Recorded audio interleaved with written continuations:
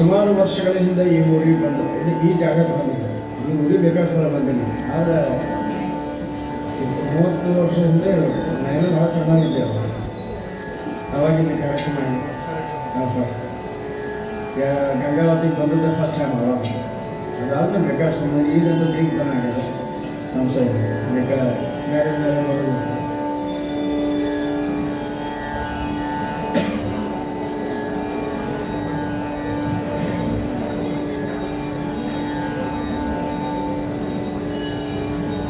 ಈಗ ಪಂಡಿತೋತ್ತಮರಾದಂಥ ಬಿಂದು ಮಾಧವಾಚಾರ್ಯ ನಾಗಸಂಪಿಯವರು ಹಾಗೂ ನಾನು ಸೇರಿ ಹರಿಕಥಾಮೃತ ಸಾರದ ಗುರು ನಿವಾರಣೆ ಸಂಧಿಯ ಒಂದು ಕಾರ್ಯಕ್ರಮವನ್ನು ಮಾಡ್ತಾ ಅದಕ್ಕಿಂತ ಮೊದಲು ಗುರುಗಳನ್ನು ಸ್ಮರಣೆ ಮಾಡಬೇಕು ಅಂತ ಹೇಳ್ತಾ ಯಾಜ್ಞವಲ್ಕ್ಯರ ಬಗ್ಗೆ ಒಂದು ಹಾಡನ್ನು ಹಾಡಿ ನಾನು ಶುರು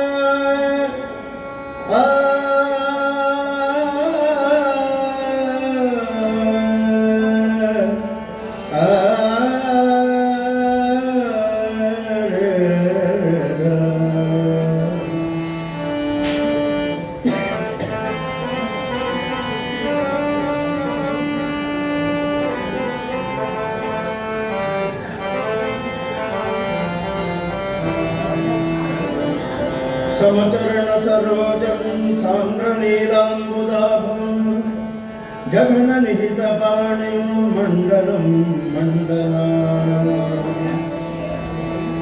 अरुणतुलसीमाला कन्धरं कञ्जनेत्रं सदय धवलहासं विठ्ठलं चिन्तयामि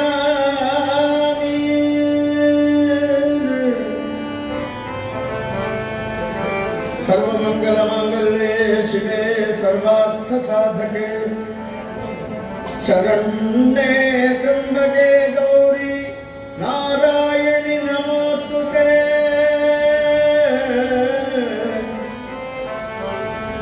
भवति यदनुभावादेडमूकोऽपि वाग्मी जडमतिरपि जन्तुर्जायते प्राज्ञमूलिः सकल वचन चेतो देवता भारती स मम वचसि विधत्ता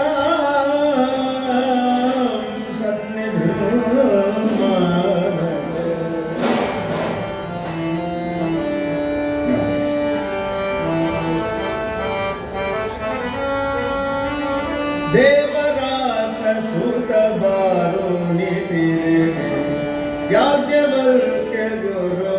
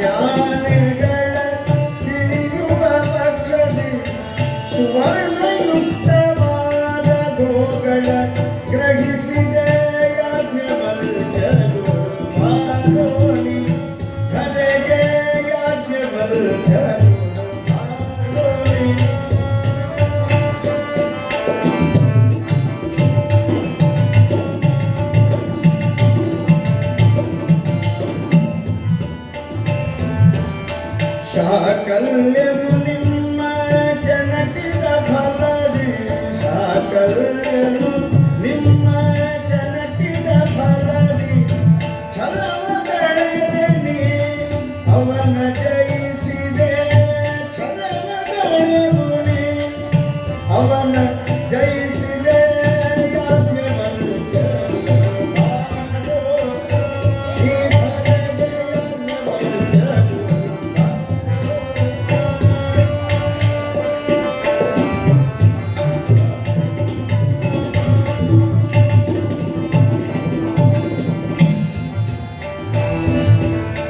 ವೆಂಕಟ ವಿಠಲನ ಪೂಜಿಸಿ ಜಗದಿ ವೆಂಕಟ ವಿಠಲನ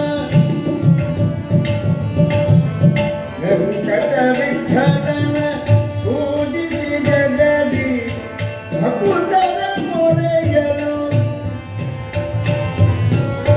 ಭಕುತರ ಮೊರೆಯಲು ಬಾನಿ ಜಗದಿ ಯಾಜ್ಞವಲ್ಕ್ಯ ಗುರು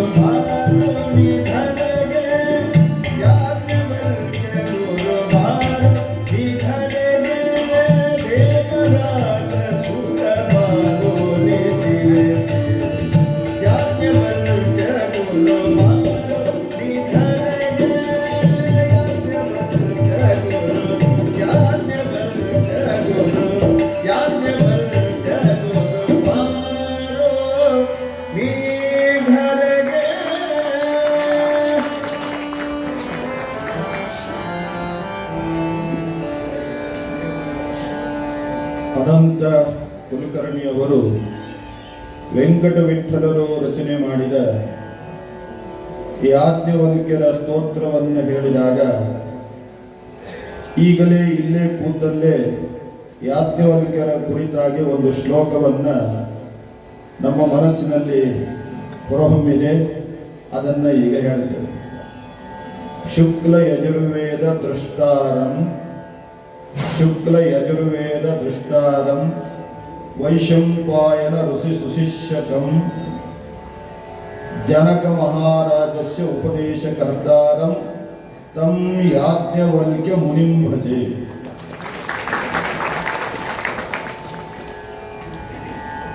ಕಾರ್ಯಕ್ರಮವನ್ನು ಮುಚ್ಚಬೇಕು. ಕಾರ್ಯಕ್ರಮವನ್ನು ಪರಮ ಪಾವನವಾದಂತಹ ಯಾವ ಹೆಸರು ಹೇಳಿದರೆ ನಮ್ಮ ಕುಲಕೋಟಿಗಳು ಪಾವನವಾಗ್ತದೆ ಅಂತಹ ಜಗನ್ನಾಥದಾಸರು ರಚನೆ ಮಾಡಿದ ಹರಿಕಥಾಮೃತ ಸಾರದ 22ನೆಯ ಸಂಧಿಯ ಎಲ್ಲ ಶ್ಲೋಕಗಳು ಆಗುವುದಿಲ್ಲ.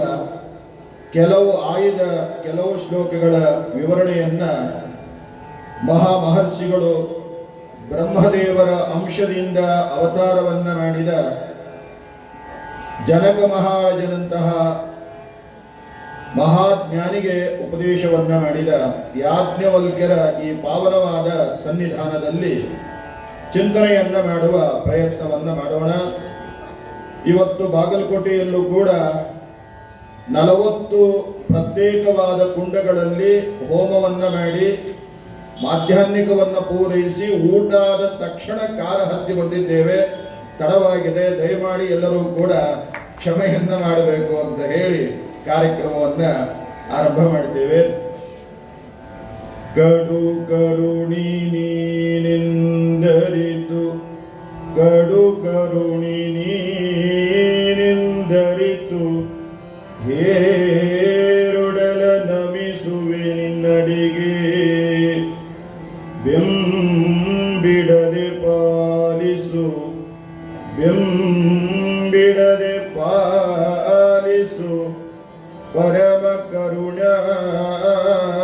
ಸಿಂಧು ಎಂದೆಂದು ನಡು ನಡುವೆ ಬರುತ್ತಿಪ್ಪ ವಿಘ್ನವ ನಡು ನಡುವೆ ಬರುತ್ತಿಪ್ಪ ವಿಘ್ನವ ತಡೆದು ಭಗವನ್ನಾಮ ಕೀರ್ತನೆ ನುಡಿದು ನುಡಿಸಿನಿಂದ ನಾಮ ಕೀರ್ತನೆ ನುಡಿದು ನುಡಿಸೆನ್ನಿಂದ ಪ್ರತಿ ದಿವಸದಲ್ಲಿ ಮರೆಯದಲೇ. ನಾಮ ಕೀರ್ತನೆ ನುಡಿದು ನುಡಿಸೆನ್ನಿಂದ ಪ್ರತಿ ದಿವಸದಲ್ಲಿ ಮರೆಯದಲೇ. ಹರಿಕಥಾಮೃತ ಸಾರವನ್ನ ದೇಶ ವಿದೇಶಗಳಲ್ಲಿ ತಮ್ಮ ಸಿರಿ ನುಡಿಯಿಂದ ಸಿರಿ ಕಂಠದಿಂದ ಆ ದಾಸರ ಒಂದು ಅನುಗ್ರಹದಿಂದ ಧ್ವನಿ ಸುರುಳಿಯ ಮೂಲಕವಾಗಿ ಪ್ರಚಾರವನ್ನ ಮಾಡಿದ ನಮ್ಮವರೇ ಆದ ನಮ್ಮ ಊರಿನವರಾದ ರಾಜ್ಯ ಪ್ರಶಸ್ತಿ ಭಾಜನರಾದ ಪ್ರಸನ್ನ ವೆಂಕಟದಾಸರ ಪರಮಾನುಗ್ರಹಕ್ಕೆ ಪಾತ್ರರಾಗಿರತಕ್ಕಂತಹ ಅನಂತ ಕುಲಕರ್ಣಿಯವರು ನಮ್ಮ ಜೊತೆಗೆ ಇದ್ದಾರೆ. ಸೂರ್ಯನ ಪರಿಚಯ ಮಾಡಬೇಕಾಗಿಲ್ಲ, ಹೇಗೋ ಹಾಗೆ ಅನಂತ ಕುಲಕರ್ಣಿಯವರು ಅವರು ಪಾರ್ಟ್ ಟೈಮ್ ಆರ್ಟಿಸ್ಟ್ ಅಲ್ಲ, ದಾಸ ಸಾಹಿತ್ಯಕ್ಕೇನೆ ತಮ್ಮ ಜೀವನವನ್ನ ಮುಡುಪಾಗಿಟ್ಟಿರತಕ್ಕಂತಹ ಒಬ್ಬ ಹಿರಿಯ ಕಲಾವಿದರು. ಅವರ ಉಸಿರೇ ದಾಸರು, ದಾಸರ ನುಡಿಗಳು. ಅವರಿಗೆ 1000ಕ್ಕಿಂತ ಹೆಚ್ಚು ಹಾಡುಗಳು ಕಂಠಗತವಾಗಿದ್ದಾವೆ. ಅಂತಹ ಒಬ್ಬ ಮಹಾನ್ ಕಲಾವಿದರ ಜೊತೆಗೆ ಇವತ್ತು ನಾವಿದ್ದೇವೆ. ಮತ್ತೆ ನಮ್ಮೂರನೆಯವರಾದ ಭಾರೀ ಕಲಾವಿದರು, ತಬಲಾದಲ್ಲಿ ಭಾರೀ ಹೆಸರು ಮಾಡಿದ ಒಬ್ಬ ಯುವ ಕಲಾವಿದರು ನಮ್ಮ ಬಾಗಲಕೋಟೆಯವರು, ನಮ್ಮ ಮಧುಸೂದನ ಕೊಪ್ಪ, ವಿಷ್ಣು ಜೋಶಿ, ಕೇಶವ ಜೋಶಿ. ಇವರ ಮಟ್ಟ ಹೇಗಿದೆ ಅಂದರೆ ಎಂ ವೆಂಕಟೇಶ್ ಕುಮಾರ್ ಅವರು, ಜಯತೀರ್ಥ ಮೇವುಂಡಿ ಮೊದಲಾದವರೆಲ್ಲ ತಾವು ಕಾರ್ಯಕ್ರಮ ಮಾಡಬೇಕಾದ್ರೆ ಇವರೆಲ್ಲ ಖಾಲಿ ಇದ್ದಾರೇನೋ ಇವರು ಡೇಟ್ ನೋಡ್ಕೊಂಡು ಅವರು ತಮ್ಮ ಕಾರ್ಯಕ್ರಮ ಫಿಕ್ಸ್ ಮಾಡ್ತಾರೆ. ಅಂತಹ ಒಂದು ಕಲಾವಿದರ ಮಧ್ಯದಲ್ಲಿ ನಾವಿದ್ದೇವೆ. ಇವರು ಅವರು ಮಧುಸೂದನ. ಹಾಗಾಗಿ ಒಳ್ಳೆಯ ಸುಸ್ವರವಾಗಿ ಅದು ನುಡಿಸ್ತಾರೋ ಹಾಡ್ತಾರೋ ಅನ್ನೋಷ್ಟು ಚೆಂದಾಗಿ ಇರುತ್ತದೆ. ತಾಳವಾದ್ಯದಲ್ಲಿ ನಮ್ಮ ದಿಗ್ಗಾವಿಯವರಿದ್ದಾರೆ. ಎದುರುಗಡೆ ನೀವೆಲ್ಲ ಜಗನ್ನಾಥ ದಾಸರ ಭಕ್ತರಿದ್ದೀರಿ. ಹಾಗಾಗಿ ನಿಮಗೆಲ್ಲ ಅಭಿವಂದನೆ ಅಭಿನಂದನೆಗಳನ್ನ ಮಾಡುತ್ತಾ, ಜಗನ್ನಾಥದಾಸರು ಹರಿಕಥಾಮೃತ ಸಾರವನ್ನ 32 ಸಂಧಿಗಳಲ್ಲಿ ಮಾಡಿದ್ದಾರೆ. ಕಳೆದ ಬಾರಿ ಬಂದಾಗ 3 ದಿವಸ ಪ್ರವಚನ 2 ಗಂಟೆ ಆಗಿದೆ. ಮಂಗಳಾಚರಣ ಸಂಧಿ ಹಾಗೂ ಕರುಣಾ ಸಂಧಿಯ ಬಗ್ಗೆ ಅಪಾರವಾದ ಒಂದು ಪ್ರವಚನವನ್ನ ನೀವೆಲ್ಲ ಆಸ್ವಾದನೆಯನ್ನ ಮಾಡಿದ್ದೀರಿ. ಯಾಕೆ 32 ಸಂಧಿಯನ್ನೇ ಮಾಡಿದರು? 33 ಮಾಡಬಹುದಿತ್ತಲ್ಲ, ಅಧಿಕ ಮಾಸಕ್ಕೆ ಸರಿ ಹೋಗ್ತಿತ್ತು ಅಂತ ಕೇಳಿದ್ರೆ 32 ಯಾರ ಸಂಖ್ಯೆ? 7 ರಾಮಾಯಣದ ಸಂಖ್ಯೆ, 18 ಮಹಾಭಾರತ ಹಾಗೂ ಭಗವದ್ಗೀತೆ ಸಂಖ್ಯೆ, ಭಾಗವತದ ಸಂಖ್ಯೆ. ಹಾಗೆ 32 ಯಾರ ಸಂಖ್ಯೆ ಅಂದ್ರೆ ಅವರೆಲ್ಲರ, ನಮ್ಮೆಲ್ಲರ ಎಲ್ಲ ದೇವತೆಗಳ ಉಪಾಸ್ಯ ಮೂರ್ತಿಯಾದ ನರಸಿಂಹದೇವರ ಸಂಖ್ಯೆ. ಅದು 32. ಹೇಗೆ ಉಗ್ರಂ ವೀರಂ ಮಹಾವಿಷ್ಣುಂ ಜ್ವಲಂತಂ ಸರ್ವತೋಮುಖಂ ನೃಸಿಂಹಂ ಭೀಷಣಂ ಭದ್ರಂ ಮೃತ್ಯುಂ ಮೃತ್ಯುಂ ನಮಾಮ್ಯಹಂ. ಮನೆಗೆ ಹೋದ್ಮೇಲೆ ಏನು ಶ್ರೇಷ್ಠಾಕ್ಷರವಂತೆ. ಉಗ್ರಂ ವೀರಂ ಮಹಾವಿಷ್ಣುಂ 8 ಅಕ್ಷರ. ಹೀಗೆ 8 ಅಕ್ಷರಗಳ 4 ಪಾದ, 32 ಅಕ್ಷರಗಳು ಉಗ್ರಂ ವೀರಂ ಅನ್ನುವಂತಹ ಶ್ಲೋಕದಲ್ಲಿ ಇದೆ. ಆ ನರಸಿಂಹ ಎಲ್ಲರ ದೇವರು. ನರಸಿಂಹ ಕೇವಲ ಪ್ರಹ್ಲಾದರಾಜರ ಸಲ್ಲಾದರಾಜರ, ಆ ಸಲ್ಲಾದರಾಜರೇ ಜಗನ್ನಾಥದಾಸರಾಗಿ ಅವತಾರ ಮಾಡಿದ್ದಾರೆ. ಅವರ ದೇವರು ಅಂತ ಮಾತ್ರವಲ್ಲ, ನರಸಿಂಹದೇವರಿಗೂ ನಮಗೂ ಏನು ಸಂಬಂಧ ಇದೆ ಅಂತ ಕೇಳಿದರೆ, ಜೀವ 100 ಜನ್ಮ ತಳೆದು ಸಾಧನೆಯನ್ನ ಮಾಡಿದ ಮೇಲೆ ಕೊನೆಗೊಮ್ಮೆ ಮುಕ್ತಿಯೋಗ್ಯನಾಗ್ತಾನೆ. ಮುಕ್ತಿಯೋಗ್ಯನಾದಾಗ ಭಗವಂತ ತನ್ನ ಖಡ್ಗದಿಂದ ಈ ಲಿಂಗ ದೇಹವನ್ನ ಸೀಳಿ ಹಾಕ್ತಾನೆ. ಸೀಳಿ ಹಾಕಿ ಮೋಕ್ಷವನ್ನ ಕೊಡ್ತಾನೆ. ಆ ಮೋಕ್ಷವನ್ನ ಕೊಡುವ ರೂಪವೇ ಯಾವುದು ಅಂದ್ರೆ ನರಸಿಂಹ ರೂಪ. ಹಾಗಾಗಿ ದಾಸರು ತಮ್ಮ ಇಷ್ಟಮೂರ್ತಿಯೂ ಹೌದು, ಉಪಾಸ್ಯ ಮೂರ್ತಿಯೂ ಹೌದು. ಹಾಗೂ ಈ ಹರಿಕಥಾಮೃತ ಸಾರವನ್ನ ಪಾರಾಯಣ ಮಾಡಿದರೆ ಮೋಕ್ಷವೇ ದೊರಕುತ್ತದೆ ಅನ್ನೋದಕ್ಕೋಸ್ಕರವಾಗಿ ಆರಂಭದಲ್ಲಿ ನರಸಿಂಹದೇವರ ಸ್ತೋತ್ರವನ್ನ ಮಾಡಿದ್ದಾರೆ ಅನ್ನೋದನ್ನ ನಾವು ಅರ್ಥ ಮಾಡಿಕೊಳ್ಳಬೇಕು. ಯಾಕೆ ಕೃಷ್ಣನ ಸ್ತೋತ್ರ ಯಾಕೆ ಮಾಡಲಿಲ್ಲ, ರಾಮನ ಸ್ತೋತ್ರ ಯಾಕೆ ಮಾಡಲಿಲ್ಲ? ಅವರೂ ಮೋಕ್ಷಪ್ರದರೇ.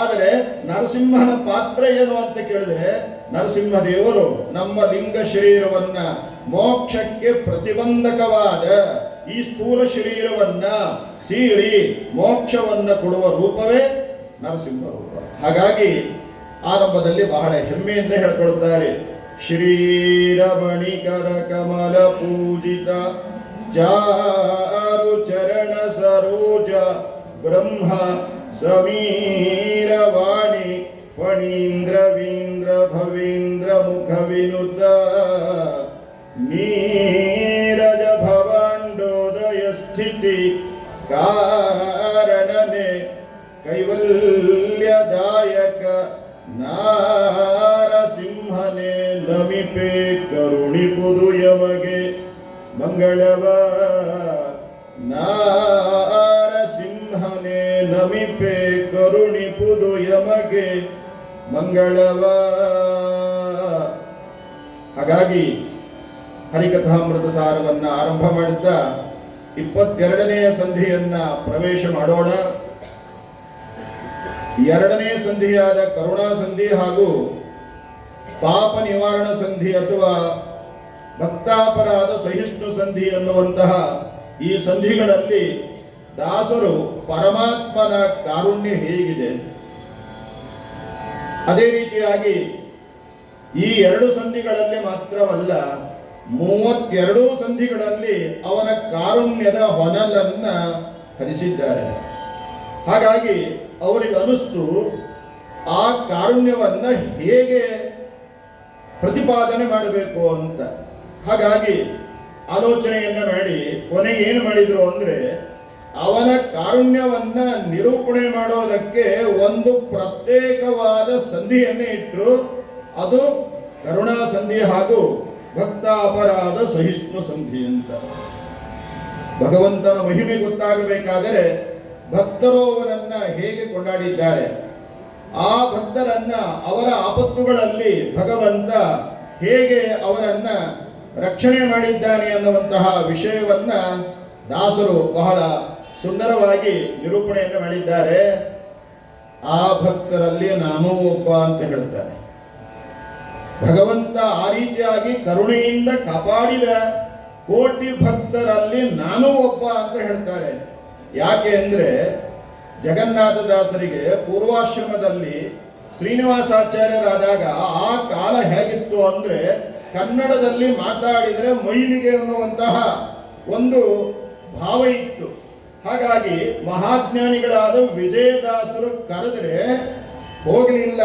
ಕುಸಿಮಗ ದಾಸನ ಆಮಂತ್ರಣಕ್ಕೆ ನಾನೇಕೆ ಹೋಗಲಿ ಅಂತ ಉಪೇಕ್ಷೆ ಮಾಡಿದರು. ಪರಮಾತ್ಮನ ಸಂಕಲ್ಪ. ಅದೇ ವಿಜಯದಾಸರ ಅನುಗ್ರಹದಿಂದ ಶ್ರೀನಿವಾಸಾಚಾರ್ಯರು ಜಗನ್ನಾಥ ದಾಸರಾಗ್ತಾರೆ. ಅದೇ ವಿಜಯದಾಸರ ಅನುಗ್ರಹದಿಂದ ಅಪಮೃತ್ಯು ಬಂದಿರತಕ್ಕಂತಹ ಜಗನ್ನಾಥ ದಾಸರಿಗೆ ಗೋಪಾಲದಾಸರ ಅನುಗ್ರಹದಿಂದ ಒಂದಲ್ಲ ಎರಡಲ್ಲ ಗೋಪಾಲದಾಸರು ತಮ್ಮ ಬದುಕಿನ 40 ವರ್ಷಗಳನ್ನ ದಾರಿಯಲ್ಲಿ ಕೊಡ್ತಾರೆ. ಮನೆಯಲ್ಲಿದ್ದ ನೀರು ಕೊಡಬಹುದು, ಬೇಳೆಕಾಳು ಕೊಡಬಹುದು, ಅಕ್ಕಿ ಕೊಡಬಹುದು, ಸಕ್ರಿ ಕೊಡಬಹುದು, ಆ ವಿಷಯ ಯಾರು ಕೊಡ್ತಾರೆ? ಆದರೆ ಇದು ವಿಜಯದಾಸರ ಅನುಗ್ರಹ, ಇದು ಗೋಪಾಲದಾಸರ ಅನುಗ್ರಹ. ಅದನ್ನೇ ಆರಂಭದಲ್ಲಿ ಹೇಳ್ಕೊಂಡಿದ್ದಾರೆ. ಹರಿಕಥಾಮೃತ ಸಾರ ಗುರುಗಳ ಕರುಣದಿಂದ ಆಪನಿತು ಬೇಡುವೆ. ಗುರುಗಳು ಯಾವ ಗುರುಗಳು? ಒಂದು ಶ್ರೀಮದಾಚಾರ್ಯರು, ಆ ಪರಂಪರೆಯಲ್ಲಿ ಬಂದವರು ಒಂದು ಮಾತು. ಆದರೆ ತನ್ನನ್ನು ಉದ್ಧಾರ ಮಾಡಿದ, ದಾಸ ಸಾಹಿತ್ಯಕ್ಕೆ ಪ್ರವೇಶ ಮಾಡಿದ, ಯಾರು ಕನ್ನಡದಲ್ಲೇ ಮಾತಾಡಿದರೆ ಮೈಲಿಗೆ ಅಂತಿದ್ರು ಅಂಥವರೇ ಕನ್ನಡದ 32 ಸಂಧಿಗಳನ್ನು ಮಾಡೋದಕ್ಕೆ ಕಾರಣೀಭೂತರಾದರು. ಹಾಗಾಗಿ ಗುರುಗಳ ಕರುಣದಿಂದ ಆ ಪನಿತು ಬೇಡವೆ ಅಂತ ಹೇಳಿದರು. ಆ ಪನಿತು ಬೇಡವೆ ಅಂದ್ರೆ ಏನು? ಅದು ಬೆಟ್ಟದಷ್ಟಿದೆ ಹರಿಕಥಾಮೃತ ಸಾರ, ಅದು ಬೆಟ್ಟದಷ್ಟಿದೆ. ಆದರೆ ಆ ಪನಿತು ಬೇಡವೆ ಅಂದ್ರೆ ನನ್ನ ಶಕ್ತಿ ಎಷ್ಟಿದೆಯೋ ಅಷ್ಟೇ ಹೇಳ್ತೇನೆ ಅಂತ. ಅಷ್ಟು ಹೇಳಿದ್ರು ಬೆಟ್ಟದಷ್ಟಾಗಿದೆ. ಸಾವಿರ ವ್ಯಾಖ್ಯಾನಗಳೇನಿದೆ ಅಂತ ಕೇಳಿದ್ರೆ ಹರಿಕಥಾಮೃತ ಸಾರಕ್ಕಿದೆ. ಒಂದು ವಿಶೇಷ ತಿಳ್ಕೊಳ್ಳಿ, ಕನ್ನಡದ ಹರಿಕಥಾಮೃತ ಸಾರಕ್ಕೆ 5 ಜನ ಮಹನೀಯರು ಅಪರೋಕ್ಷ ಜ್ಞಾನಿಗಳು ಸಂಸ್ಕೃತದಲ್ಲಿ ವ್ಯಾಖ್ಯಾನ ಮಾಡಿದ್ದಾರೆ. ಇದು ಹರಿಕಥಾಮೃತ ಸಾರದ ಮಹತ್ವ. ಸಾಮಾನ್ಯವಾಗಿ ಸಂಸ್ಕೃತದ ಗ್ರಂಥಗಳಿಗೆ ಸಂಸ್ಕೃತದ ವ್ಯಾಖ್ಯಾನ ಇರುತ್ತದೆ. ಉದಾಹರಣೆಗೆ ಆಚಾರ್ಯರ ಸರ್ವಮೂಲಗಳಿಗೆ ಪದ್ಮನಾಭ ತೀರ್ಥರು ನರಹರ ತೀರ್ಥರು, ಟೀಕಾಕೃತ್ಪಾದರು, ರಾಯರು ಎಲ್ಲ ಸಂಸ್ಕೃತದಲ್ಲಿ ವ್ಯಾಖ್ಯಾನ ಮಾಡಿದ್ದಾರೆ. ಆದರೆ ಹರಿಕಥಾಮೃತ ಸಾರದ ವಿಶೇಷ ಅಂತ ಹೇಳಿದ್ರೆ ಕನ್ನಡದ ಅದು ಕನ್ನಡ ಹೆಸರಿಗೆ, ಅದರಲ್ಲಿ ಸಂಸ್ಕೃತ ಭೂಯಿಷ್ಠವಾದ ಪದ್ಯಗಳೇ ಇದೆ. ಆದರೂ ಕೂಡ ಮೇಲ್ನೋಟಕ್ಕೆ ಕನ್ನಡ ಅಂತ ಇರತಕ್ಕಂತಹ ಗ್ರಂಥಕ್ಕೆ 5 ಜನ ಅಪರೋಕ್ಷ ಜ್ಞಾನಿಗಳು ಸಂಸ್ಕೃತದಲ್ಲಿ ವ್ಯಾಖ್ಯಾನ ಮಾಡಿದ್ದಾರೆ. ಅಂದ್ರೆ ಯದಿ ಹಾಸ್ತಿ ತದನ್ಯತ್ರ ಎನ್ನೆ ಹಾಸ್ತಿ ನಕುತ್ರಚಿತ್ ಅಂತ ಮಹಾಭಾರತಕ್ಕೆ ಏನು ಹೇಳಿದ್ದೇವೆ ಆ ಮಾತನ್ನ ನಾವು ಹರಿಕಥಾಮೃತ ಸಾರಕ್ಕೆ ಹೇಳೋದಕ್ಕೆ ಸಾಧ್ಯ. ಆದ್ದರಿಂದ ಮೊದಲು 10 ನುಡಿಗಳ ಒಂದು ಚಿಂತನೆಯನ್ನ ಮಾಡಬೇಕು ಅಂತ ಇದ್ದೇವೆ.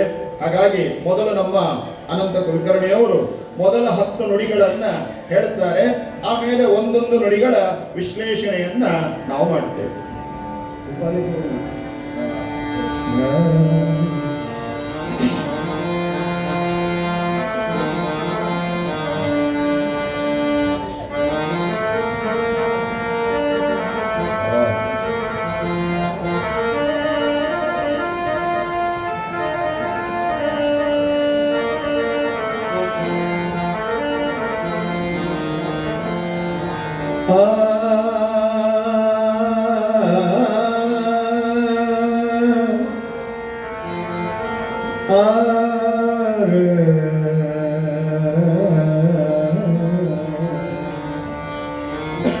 ಹರಿಕಥಾಮೃತ ಸಾರ ಗುರುಗಳ ಕರುಣದಿಂದ ಪನಿತು ಕೇಳುವೆ, ಪರಮ ಭಗವದ್ಭಕ್ತರಿದನಾದರದಿ ಕೇಳುವುದು,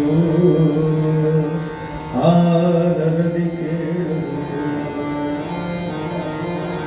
ಶ್ರೀಲಕುಮಿ ವಲ್ಲಭಗೆ ಸಮಕರುಣಾಳುಗಳನ ಕಾಣದಲ್ಲಿ ಕುಚೇಲನವಲಿಗೆ ಮೆಚ್ಚಿಕೊಟ್ಟನು ಅವರು. ಶ್ರೀಲಕುಮಿ ಸಮಕರುಣಾಳುಗಳನ ಕಾಣದಲ್ಲಿ ಕುಚೇಲನವಲಿಗೆ ಮೆಚ್ಚಿಕೊಟ್ಟನು ಸಕಲ ಸಂಬರವ. ಕೇಳಿದ ಕ್ಷಣ ವಸ್ತ್ರಗಳ ಪಾಂಚಾಲಿ ವಿತ್ತನು ದೈತ್ಯನು ದರವ ಸಿಡಿ ಸಂತೈಸಿದನು ಪ್ರಹ್ಲಾದನ ಕೃಪಾಸಾರ, ಪ್ರಹ್ಲಾದನ ಕೃಪಾಸಾರ.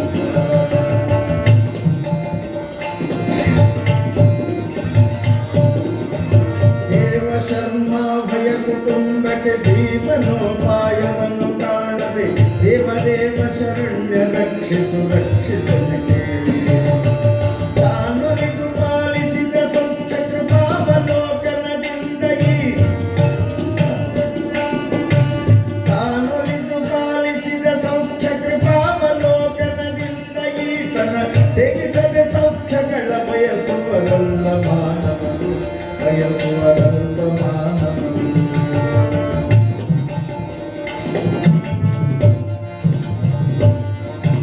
ಶ್ರೀನಿವಾಸನ ಪೂರ್ವ ಕರುಣೆಗಳಿ ನಡಿನ ಜಾಂಡಗಳು ಕಾಣೆ ಪ್ರವೀಣರಾದವರಸಿ ನೋಡುವುದು ಪುರಾಣಗಳು.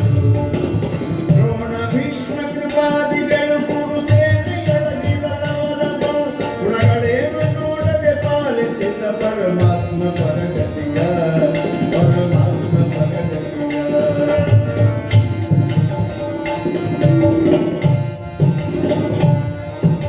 ಚಂಡ ವಿಕ್ರಮ ಚಕ್ರ ಶಂಖವ ತೊಂಡ ಮಾನ ಕೃಪಾಲಗಿತ್ತನು ಅಂಡಕಾರಕ ಭೀಮನ ಉದಾಹರಣ ಕೊಲಿದ.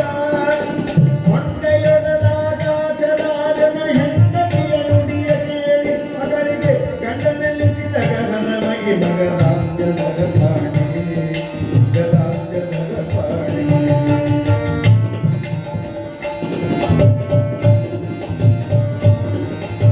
ಗೌತಮನ ನಿಜ ಪತ್ನಿಯನ್ನು ಪುರುಹೂತನೈದೆವೆ ಕಾಯ್ದೆ ವೃತ್ತನ ಘಾತಿಸಿದ ಪಾಪವನ್ನು 4 ವಿಭಾಗ ಮಾಡಿದನು. ಶಾತಕುಂಭರ್ಣಕ ಕಿರೀಟವನ್ನವಕದೀಗ ತ್ವಯಿದ ಇಂದ್ರ ಆರಾಧಿ ಮಾಡಿದ ಕಾಯ್ದ ಭಕ್ತನ ಪ್ರೇಮ ಸ್ವೀಕರಿಸಿ, ಭಕ್ತನ ಪ್ರೇಮ ಸ್ವೀಕರಿಸಿ.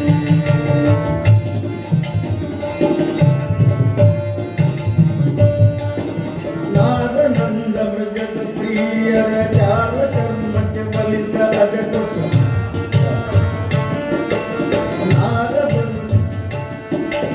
ನಾದನಂದ ಮೃಜದ ಸ್ತ್ರೀಯರ ಚಾಲ ಕರ್ಮಕ್ಕೆ ಬಲಿತ ಅಜಸು. ನಾದ ನೆನೆಸಿದ ನಂದ ಕೋಪಗೆ ನಡಿದ ಮರಗನ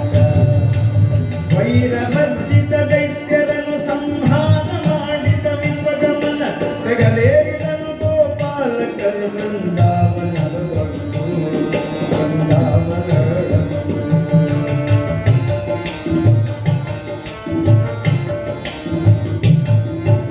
ಶ್ರೀಕರಾರ್ಚಿತ ಪಾದ ಪಲ್ಲವ ಗೋಕುಲದ ಗೊಲ್ಲತಿಯರೊಲಿಸಿದ ಪಾಕ ಶಾಸನ ಪೂಜ್ಯ ವತ್ಸಗಳ ಕಾಯ. ಸ್ವೀಕರಿಸಿ ಕುರುಪತಿಯ ಭೋಜನ ಸ್ವೀಕರಿಸಿದು ವಿದುರನಂದನ ಮಾತುಲಿಕನಂದದಲ್ಲಿ ತೋರಿದ ಭಕ್ತವತ್ಸಲನು ಭಕ್ತವತ್ಸಲನು.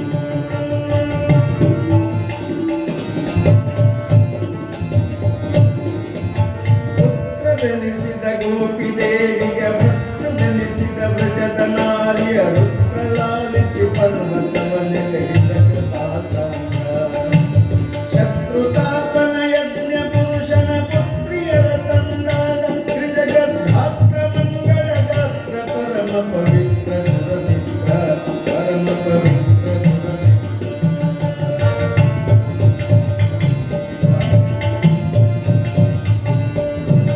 ರೂಪನಾಮ ವಿಹೀನ ಗರ್ಗಾರೋಪಿತ ಸುನಾಮದಲ್ಲಿ ಕರೆಸಿದ ವ್ಯಾಪಕ ಪರಿಚ್ಛಿನ್ನ ರೂಪದಿ ತೋರ್ಗಲೋಕರಿಗೆ ಪಾಪರಾಂಜಲಿ ದೈತ್ಯರನ್ನು ಸಂತಾಪಗೊಳಿಸುವೆನೆಂದ ಶ್ವೇತ ದ್ವೀಪ ಮಂದಿರ ನವತರಿಸಿ ಸಲುಹಿದನು ತನ್ನವರ ಸಲುಹಿದನು ತನ್ನವರ.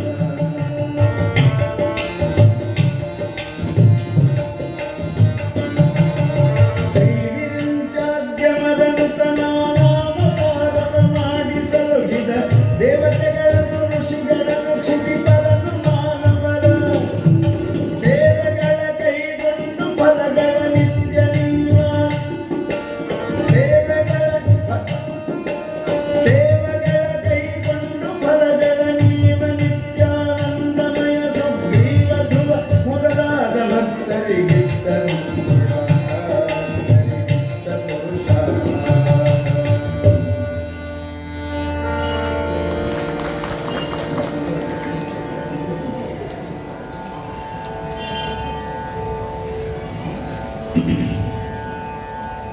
ಪರಮಾತ್ಮನ ಕಾರುಣ್ಯ ಅಸಾಮಾನ್ಯವಾದದ್ದು. ಆ ಕಾರುಣ್ಯವನ್ನ ಬೇರೆ ಯಾರಿಗೂ ಹೋಲಿಕೆ ಮಾಡೋದಕ್ಕೆ ಸಾಧ್ಯವಿಲ್ಲ. ಅಂತಹ ಕಾರುಣ್ಯದ ಹೊನಲನ್ನ ದಾಸರು ಉದಾಹರಣೆಯ ಮೂಲಕವಾಗಿ ನಮಗೆ ನಿರೂಪಣೆಯನ್ನು ಮಾಡ್ತಾರೆ.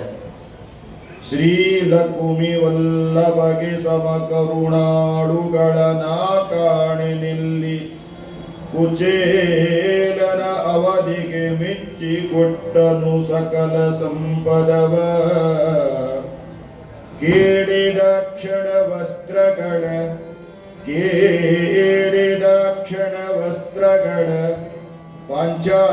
ಪಾಂಚಾಲಿಗಿದ್ದನು ದೈತ್ಯ ಮುದರವ ಸೀಳಿ ಸಂತೈಸಿದನು ಪ್ರಹ್ಲಾದನ ಕೃಪಾ ಸಾಂದ್ರ. ಶ್ರೀಲಕ್ಷ್ಮಿ ವಲ್ಲಭಗೆ ಸಮ ಕರುಣಾಳುಗಳ ನಾಕಾಣೆ ಅಂತ ಹೇಳ್ತಾರೆ. ಇದಕ್ಕಿಂತ ಇನ್ನೇನು ಬೇಕು? ಲಕ್ಷ್ಮೀ ವಲ್ಲಭನಾಗಿರ್ತಕ್ಕಂತಹ ಪರಮಾತ್ಮ ಶ್ರೀಲಕ್ಷ್ಮಿ ವಲ್ಲಭ ಅಂತ ಯಾಕೆ ಹೇಳಿದರು? ಜಗತ್ತಿನಲ್ಲಿ ಏನು ಮಂಗಳ ಇದೆ, ಜಗತ್ತಿನಲ್ಲಿ ಏನು ಸಂಪತ್ತಿದೆ, ಜಗತ್ತಿನಲ್ಲಿ ಏನು ವೇದಗಳಿದೆ, ಅದೆಲ್ಲದರ ಅಭಿಮಾನಿ ಜಗತ್ತಿನ ತಾಯಿ ಯಾರು ಅಂದ್ರೆ ಮಹಾಲಕ್ಷ್ಮೀ ದೇವಿ. ಅವಳಿಗೆ ಸಮರಾದವರು ಇಲ್ಲವೇ ಇಲ್ಲ. ಬ್ರಹ್ಮದೇವರು 100 ವರ್ಷ ಬ್ರಹ್ಮ ಪದವಿಯನ್ನ ಆಡಿ ಮುಕ್ತರಾಗ್ತಾರೆ.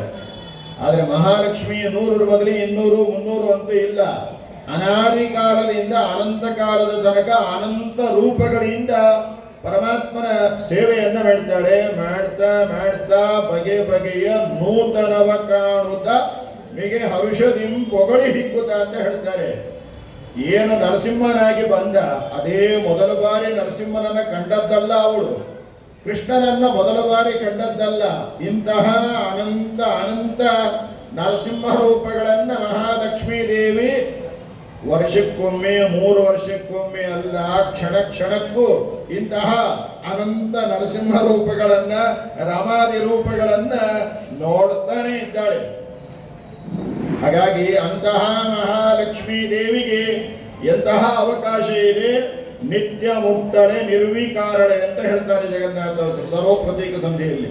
ನಿತ್ಯ ಮುಕ್ತಳು, ನಿರ್ವಿಕಾರಳು. ಹಾಗಾಗಿ ಅವಳಿಗೆ ಎಂತಹ ಅವಕಾಶ ಇದೆ ಅಂದ್ರೆ, ಒಂದು ರೂಪದಿಂದ ವೇದ ಪಾರಾಯಣ ಮಾಡ್ತಾಳೆ, ಒಂದು ರೂಪದಿಂದ ನೀರನ್ನ ತರ್ತಾಳೆ, ಒಂದು ರೂಪದಿಂದ ಹೂವ ತುಳಸಿಗಳನ್ನ ತರ್ತಾಳೆ, ಒಂದು ರೂಪದಿಂದ ಏನು ಮಾಡ್ತಾಳೆ ಅಂತ ಕೇಳಿದ್ರೆ ಪಾರಾಯಣವನ್ನು ಮಾಡ್ತಾಳೆ. ಇನ್ನೊಂದು ಹೀಗೆ ಇಷ್ಟೇ ಅಲ್ಲ, 1000 ಇದೆ. ಒಂದು ರೂಪ ಇಟ್ಟಿದ್ದಾಳಂತೆ. ಯಾವುದಕ್ಕೆ ಅಂತ ಕೇಳಿದ್ರೆ ಹೀಗೆ ಕೂತ್ ಬಿಡ್ತಾಳಂತವಳು. ಈ ಮಕ್ಕಳ ಆಟ ಆಡ್ತಾ ಸ್ಟ್ಯಾಚ್ಯೂ ಆಗು ಅಂತ ಹೇಳ್ತಾರಲ್ಲ, ಹಾಗೆ ಮಹಾಲಕ್ಷ್ಮೀ ದೇವಿ ಸ್ಟ್ಯಾಚ್ಯೂ ಆಗಿ ಕೂತಿದ್ದಾಳಂತೆ.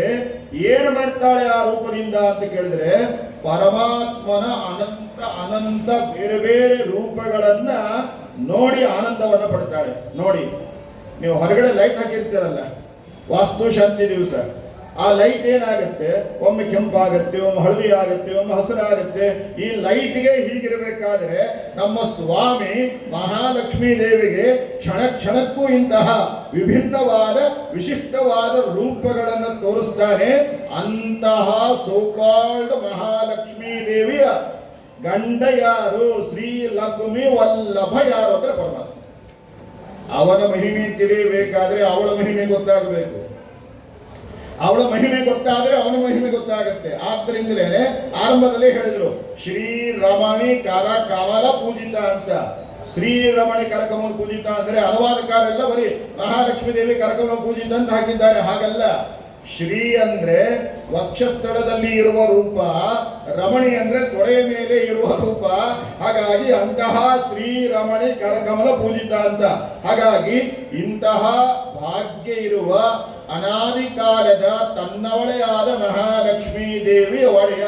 ಹಾಗಾಗಿ ಶ್ರೀ ಲಕ್ಷ್ಮಿ ವಲ್ಲಭಗೆ ಸಮ ಕರುಣಾಳುಗಳ ನಾಕಾಣೆ.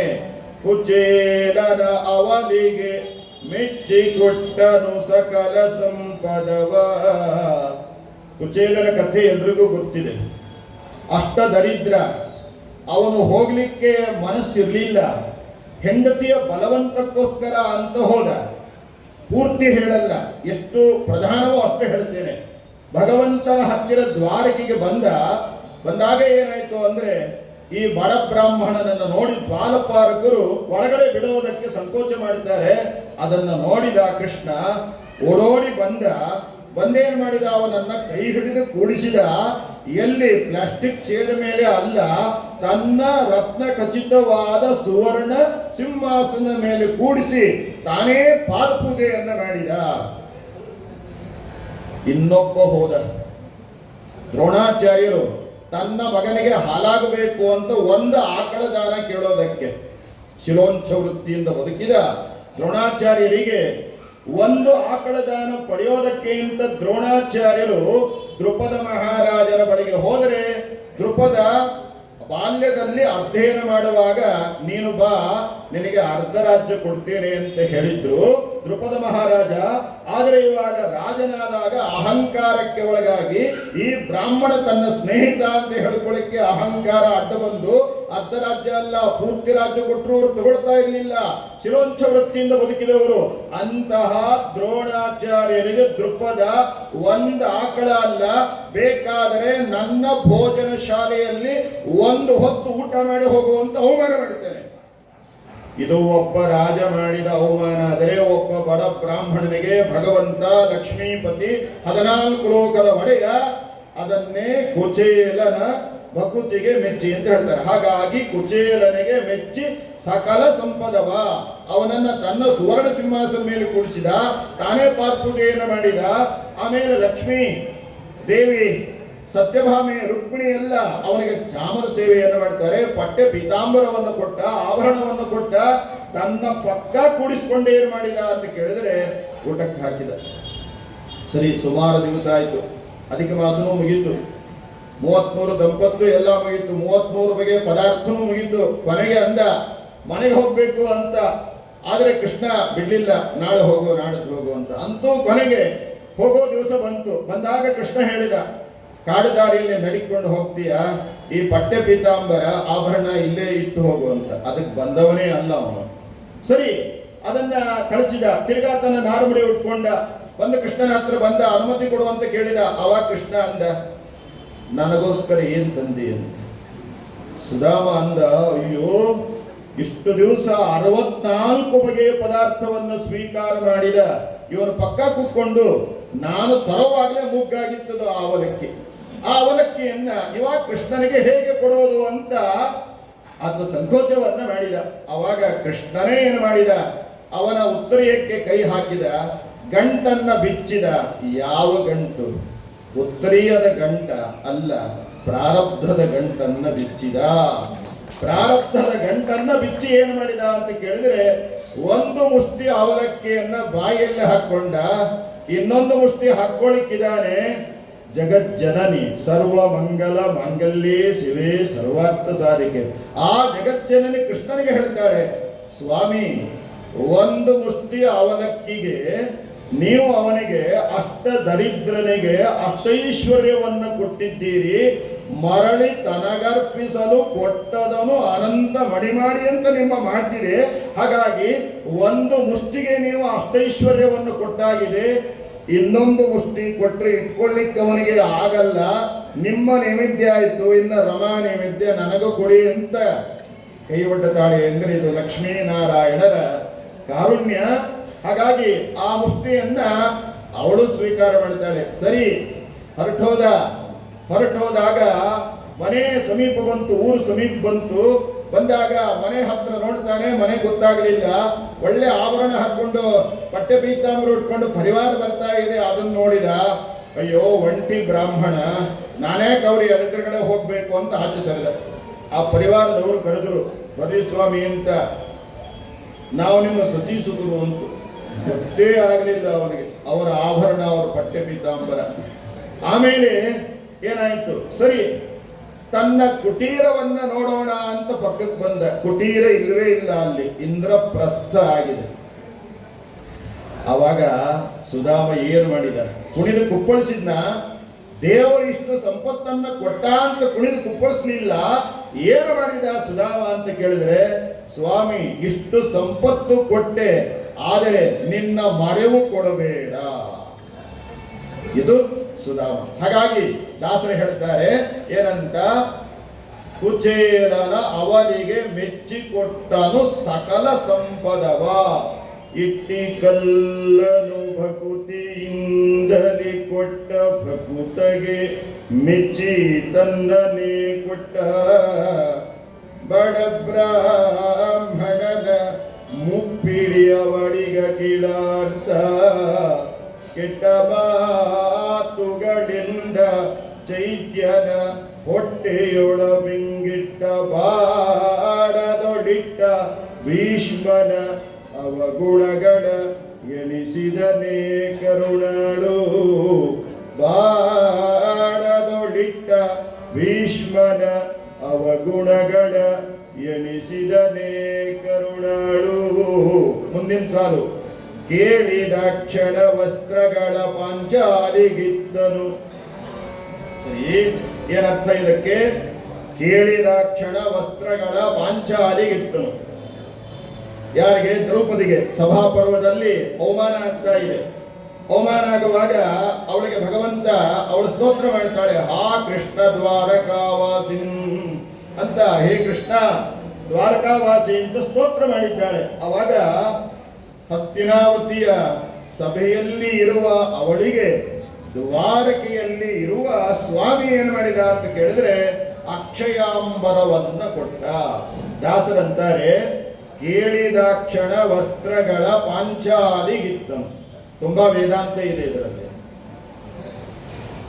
ದ್ರೌಪದಿಗೆ ಕೇಳಿಲ್ಲ. ಆಚಾರ್ಯರು ತಾತ್ಪರ್ಯ ನಿರ್ಣಯದಲ್ಲಿ ನಿರೂಪಣೆಯನ್ನು ಮಾಡ್ತಾರೆ, ದ್ರೌಪದಿಗೆ ಕಷ್ಟ ಬಂದಿಲ್ಲ. ದ್ರೌಪದಿಯನ್ನ ಅಯೋಗ್ಯರು ಮುಟ್ಲಿಕ್ಕಾಗೋದಿಲ್ಲ. ಹಾಗಾದರೆ ಅಲ್ಲಿರುವ ಶಬ್ದ ಏನು? ಕೇಳಿದ ಕ್ಷಣ ವಸ್ತ್ರಗಳ ಪಾಂಚಾಲಿಗೆ. ಕೇಳಿದ್ದು ಅವಳೇ, ಕೊಟ್ಟದ್ದು ಅವಳಿಗೇನೆ. ಆದರೆ ಕನಕದಾಸರು ಒಂದು ಮಾತು ಹೇಳ್ತಾರೆ, ಅದಕ್ಕೂ ಇದಕ್ಕೂ ಆಚಾರ್ಯರ ತಾತ್ಪರ್ಯ ನಿರ್ಣಯಕ್ಕೂ ಸಮನ್ವಯ ಮಾಡಬೇಕು. ಕನಕದಾಸರೇ ಹೇಳ್ತಾರೆ, ಯಮನ ಸುತನ ರಾಣಿಗೆ, ಯಮ ಸುತನ ರಾಣಿಗೆ ಅಕ್ಷಯ ವಸನವನಿತ್ತೆ ಸಮಯದಲ್ಲಿ ಅಜಮಿಳನ ದಯದಿ ಪೋರೆದಿ ಅಂತ ಹೇಳ್ತಾರೆ. ಯಮ ಅಂದ್ರೆ ಯಾರು? ಯಮಧರ್ಮ. ಅವನ ಮಗ ಯಾರು? ಧರ್ಮರಾಜ. ಅವನ ರಾಣಿ ಯಾರು? ಶ್ಯಾಮಲಾದೇವಿ. ಅವಳು ಎಲ್ಲಿದ್ದಾಳೆ? ದ್ರೌಪದಿ ದೇಹದಲ್ಲಿ ಇದ್ದಾಳೆ. ದ್ರೌಪದಿ ಒಬ್ಬಳೇ ಇಲ್ಲ. ದ್ರೌಪದಿಯ ದೇಹದಲ್ಲಿ ಬ್ರಹ್ಮದೇವರನ್ನ ಪರೀಕ್ಷೆ ಮಾಡಲಿಕ್ಕೆ ಹೋಗಿರತಕ್ಕಂತಹ ಶಚಿ, ಶ್ಯಾಮಲ, ಉಷಾ, ಪಾರ್ವತಿಯವರೆಲ್ಲ ಏನಾಗಿದ್ದಾರೆ? ಈ ದೇಹದಲ್ಲಿ ಇದ್ದಾರೆ. ಆದ್ದರಿಂದ ಯಮಸುತನ ರಾಣಿಗೆ ಅಂದ್ರೆ ಶ್ಯಾಮಲಾದೇವಿ ಒಳಗಡೆ ಇದ್ದಾಳೆ, ಅವಳು ಒಳಗೆ. ಅವರೆಲ್ಲ ಕೇಳಿದ್ದಾರೆ, ಬ್ರಹ್ಮದೇವರನ್ನು ಪರೀಕ್ಷೆ ಮಾಡುವುದಕ್ಕೋಸ್ಕರವಾಗಿ ಹೋಗಿ ಅವರಿಂದ ಶಾಪವನ್ನ ಪಡೆದು ಅವರು ದ್ರೌಪದಿಯ ದೇಹದಲ್ಲಿ ಇದ್ದಾರೆ ಅನ್ನೋ ವಿಷಯ ಮಹಾಭಾರತ ಹಾಗೂ ತಾತ್ಪರ್ಯದಲ್ಲಿ ಆಚಾರ್ಯರು ನೀಡ್ತಾರೆ. ಹಾಗಾಗಿ ಕೇಳಿದಾಕ್ಷಣ ವಸ್ತ್ರಗಳ ಅಂದ್ರೆ ತನಗೋಸ್ಕರ ಕೇಳಿದ್ದು ಅಂತ ಮೇಲ್ನೋಟಕ್ಕೆ ತೋರ್ತಾ ಇದೆ. ಯಾಕೆ ಅಂದ್ರೆ ಸಾಮಾನ್ಯರಿಗೋಸ್ಕರವಾಗಿ ಮಹಾನುಭಾವರು ಪ್ರಾರ್ಥನೆ ಮಾಡಬೇಕು. ಸ್ವಾಮಿಗಳು ಬರ್ರಿ ಅಂತ ಕೇಳಬೇಕಾದ್ರೆ ಬರೀ ಹುಡುಗರು ಹೋಗಬಾರ್ದು. ಲೌಕಿಕರು, ಗಣ್ಯರು, ಗೃಹಸ್ಥರು, ಆ ಊರಿನ ವೈದಿಕರು, ಪಂಡಿತರು ಎಲ್ಲ ಹೋಗಿ ಹೊಲಕಾಣಿಕೆಯನ್ನಿಟ್ಟು ನಮಸ್ಕಾರ ಹಾಕಬೇಕು. ಹಾಗೆ ಉನ್ನತ ಪ್ರಾರ್ಥಿತ ಅಶೇಷ ಸಂಸಾಧಕಂ, ನಮಗೋಸ್ಕರ ಉನ್ನತರಾದವರು ಪ್ರಾರ್ಥನೆ ಮಾಡಬೇಕು. ಹಾಗಾಗಿ ಕೇಳಿದಾಕ್ಷಣ ವಸ್ತ್ರಗಳ ಅಂತ ಕೇಳಿದ್ರೆ ಒಳಗಡೆ ಇರತಕ್ಕಂತ ಶಚಿ, ಶ್ಯಾಮಲ, ಉಷಾದೇವಿಯರಿಗೋಸ್ಕರವಾಗಿ ವಸ್ತ್ರ ಅಂದ್ರೆ ಕೇವಲ ಬಟ್ಟೆ ಅಲ್ಲ, ಒಳಗಡೆ ಶಾಪದಿಂದ ಕೂತಿದ್ದಾರೆ. ವಸ್ತ್ರ ಅಂದ್ರೆ ಜ್ಞಾನ. ಆ ಜ್ಞಾನವನ್ನ ಕೇಳಿದಾಕ್ಷಣ ಒಳಗೆ ಇದ್ದವರಿಗೋಸ್ಕರವಾಗಿ ಕೇಳಿದಾಕ್ಷಣ ಕೂಡಲೇ ಭಗವಂತ ಏನ್ ಮಾಡಿದ ಅಂದ್ರೆ ವಸ್ತ್ರಗಳ ಪಾಂಚಾಲಿಗಿತ್ತು ಅಂದ್ರೆ ಪಾಂಚಾಲಿ ಒಳಗಡೆ ಇರತಕ್ಕಂತಹ ಶಚಿ, ಶ್ಯಾಮಲ, ಉಷಾದೇವರಿಗೆ ಕೊಟ್ಟ. ಇದು ಭಗವಂತನ ಕಾರುಣ್ಯ. ಆದ್ದರಿಂದ ಕೇಳಿದಾಕ್ಷಣ ವಸ್ತ್ರಗಳ ಪಾಂಚಾಲಿಗಿತ್ತನು. ಆಮೇಲೆ ದೈತ್ಯನುದರವ ಸೀಳಿ ಸಂತೈಸಿದನು ಪ್ರಹ್ಲಾದನ ಕೃಪಾಸಂದ್ರ ಅಂತ ಹೇಳ್ತಾರೆ. ಟೈಟಲ್ ಏನಿದೆ? ಭಕ್ತಾಪರಾಧ ಸಹಿಷ್ಣು ಸಂಧಿ ಅಂತಿದೆ. ಭಕ್ತರ ಅಪರಾಧವನ್ನ ಇಲ್ಲಿ ದ್ರೌಪದಿ ಅಪರಾಧ ಮಾಡಿಲ್ಲ, ಒಳಗೆ ಇದ್ದವರು ಕೊಂಚ ಮಾಡಿದ್ದಾರೆ. ಹಾಗಾಗಿ ಅದನ್ನ ಸರಿ ಮಾಡಿದ. ಇನ್ನು ಪ್ರಹ್ಲಾದ ಅವನಂತೂ ಅಪಚಾರ ಮಾಡೇ ಇಲ್ಲ. ಹಾಗಾದರೆ ಭಕ್ತಾಪರಾಧ ಸಹಿಷ್ಣು ಸಂಧಿ ಅಂತ ಹೇಳೋದು ಹೇಗೆ ಸರಿ ಹೋಗ್ತದೆ? ಹೌದವಲ್ಲೋ? ಪಾಪ ಮಾಡಿದವರ ಪಾಪವನ್ನ ಪರಿಹಾರ ಮಾಡುವ ಕಾರ್ಯವನ್ನ ಇಲ್ಲಿ ಮಾಡಿದ್ದಾನೆ ಅಂತ ಹೇಳ್ತಾರೆ. ಸುಧಾಮ ಪಾಪ ಮಾಡಿದವ ಏನು? ಹಿಂದಿನ ಜನ್ಮದಲ್ಲಿ ಬೇಕಾದಷ್ಟು ಸಂಪತ್ತಿದ್ರು ಕೂಡ ಬಿಡಿಗಾಸು ಕೊಡ್ಲಿಲ್ಲ, ಆದ್ದರಿಂದ ಇವಾಗ ಕುಚೇಲನಾಗಿದ್ದಾನೆ ಅನ್ನೋದು ಕಥೆ. ಹಾಗಾಗಿ ಒಬ್ಬೊಬ್ಬರದು ಒಂದೊಂದು ಕಥೆ ಇದೆ ಅನ್ನೋದಕ್ಕೋಸ್ಕರವಾಗಿ ಹಾಗಾದ್ರೆ ಪ್ರಹ್ಲಾದ ರಾಜರದ್ದು ಏನು ಪಾಪ ಇದೆ ಅಂತ ಕೇಳಿದ್ರೆ ಪಾಪ ಇಲ್ಲ. ಅವರು ಯಾರು? ಶಂಕುಕರ್ಣ ಅನ್ನುವಂತಹ ದೇವತೆ ಲೋಕ ಕಲ್ಯಾಣಕ್ಕೋಸ್ಕರವಾಗಿ ಬ್ರಹ್ಮದೇವರ ಸೇವೆಯನ್ನ ಮಾಡ್ತಾ ಇರತಕ್ಕಂಥವರು. ಪ್ರತಿ ದಿವಸ ಪೂಜಾ ಕಾಲದಲ್ಲಿ ಸೇವೆಯನ್ನ ಮಾಡಿ ಹೂ ತುಳಸಿಯನ್ನ ತರತಕ್ಕಂಥವರು. ಒಂದು ದಿವಸ ವಿಳಂಬವಾದದ್ದಕ್ಕೆ ಲೋಕ ಕಲ್ಯಾಣಕ್ಕೋಸ್ಕರವಾಗಿ ಬ್ರಹ್ಮದೇವರು ಏನು ಮಾಡಿದ್ರು ಅಂತ ಕೇಳಿದ್ರೆ ಭೂಲೋಕದಲ್ಲಿ ಅವತಾರ ಮಾಡಿದ್ರಿ ಅಂತ ಹೇಳಿದ್ರು. ಹಾಗಾಗಿ ಇದೊಂದು ಸಣ್ಣ ಪಾಪ. ಹಾಗಾಗಿ ಆ ದೇವತೆಗಳು ಮಾಡುವ ಸಣ್ಣ ತಪ್ಪು ಕೂಡ ಲೋಕದ ಉದ್ಧಾರಕ್ಕೋಸ್ಕರವಾಗಿ ಕಾರಣ ಆಗ್ತಾ ಇದೆ. ಜಗದೋದ್ಧಾರಕ್ಕೆ ಮೆರೆವರು ಗುರುಗಳು ವರ ಮಂತ್ರಾಲಯ ಇದೆ ಅನ್ನೋ ಮಾತಿಗೆ ಕಾರಣವಾಗ್ತಾ ಇದೆ. ಹಾಗಾಗಿ ಭಗವಂತನ ಕಾರುಣ್ಯವನ್ನ ಅದ್ಭುತವಾಗಿ ಹೇಳ್ತಾ ಇದ್ದಾರೆ. ಕೇಳಿದಾಕ್ಷಣ ವಸ್ತ್ರಗಳ ಪಾಂಚಾಲಿಗಿತ್ತನು ದೈತ್ಯನುದರವ ಸೀಳಿ ಸಂತೈಸಿದನು ಪ್ರಹ್ಲಾದನ ಕೃಪಾಸಾಂದ್ರ. ಹಿರಣ್ಯಕಶಿಪುವನ್ನು ಸಂಹಾರ ಮಾಡಿದ್ದೆಲ್ರಿಗೂ ಗೊತ್ತಿದೆ. ಆದರೆ ದಾಸರು ಏನಂತಾರೆ? ದೈತ್ಯನ ಉದರವನ್ನ ಸೀಳಿದಿ ಅಂತ ಹೇಳ್ತಾರೆ. ಯಾಕೆ ಹೀಗೆ ಮಾಡಿದೆವು ಮಾರಾಯ? ಯಾವ ರೂಪದಲ್ಲಿ ನಿನಗೆ ಸಿಟ್ಟಿಲ್ಲ? ಸಿಟ್ಟು ಅನ್ನೋದು ದೋಷ. ಭಗವಂತ ಗುಣಪೂರ್ಣನಾಗಿರ್ತಕ್ಕಂತಹ ಪರಮಾತ್ಮನಲ್ಲಿ ಕೋಪ, ಸಿಟ್ಟು ಅನ್ನೋದು ದ್ವೇಷ. ಹಾಗಾದರೆ ನೋಡಿ, ಹೊಟ್ಟೆ ಸೀಳಬೇಕಾದ್ರೆ ನಗನಗ್ತ ಸೀಳಿಕಾಗ್ತೇನ್ರಿ? ಮಾಡಿ ತೋರಿಸ್ರಿ. ಹೊಟ್ಟೆ ಸೀಳಬೇಕಾದ್ರೆ ನಗನಗುತ್ತಾ ತಮಾಷೆ ಮಾಡ್ತಾ ಸೀಳಕ್ಕಾಗತ್ತಾ? ಇಲ್ಲ. ಹಾಗಾದ್ರೆ ಹೊಟ್ಟೆ ಸೀಳಬೇಕಾದ್ರೆ ಭಾರಿ ಕೋಪದ ನಟನೆಯನ್ನ ಮಾಡಿ ಸೀಳಬೇಕಾಗುತ್ತೆ. ವಾದಿರಾಜರು ರುಕ್ಮಿಣೀಶ ವಿಜಯದಲ್ಲಿ ಹೇಳ್ತಾರೆ, ಬ್ರಹ್ಮಾಂಡ ಲಯೇಪಿ, ಬ್ರಹ್ಮಾಂಡ ಲಯ ಮಾಡುವಾಗಲೂ ನಿನಗೆ ಕೋಪ ಬರಲ್ಲ, ಕೋಪದ ನಟನೆಯನ್ನ ಮಾಡ್ತೀಯ. ರುದ್ರದೇವರಂತಾರೆ, ಕೋಪ ಕಾಲೋ ಯುಗಾಂತಸ್ತೆ ಹತೋ ಎಂಬಸುರು ಅಲ್ಪಕಃ.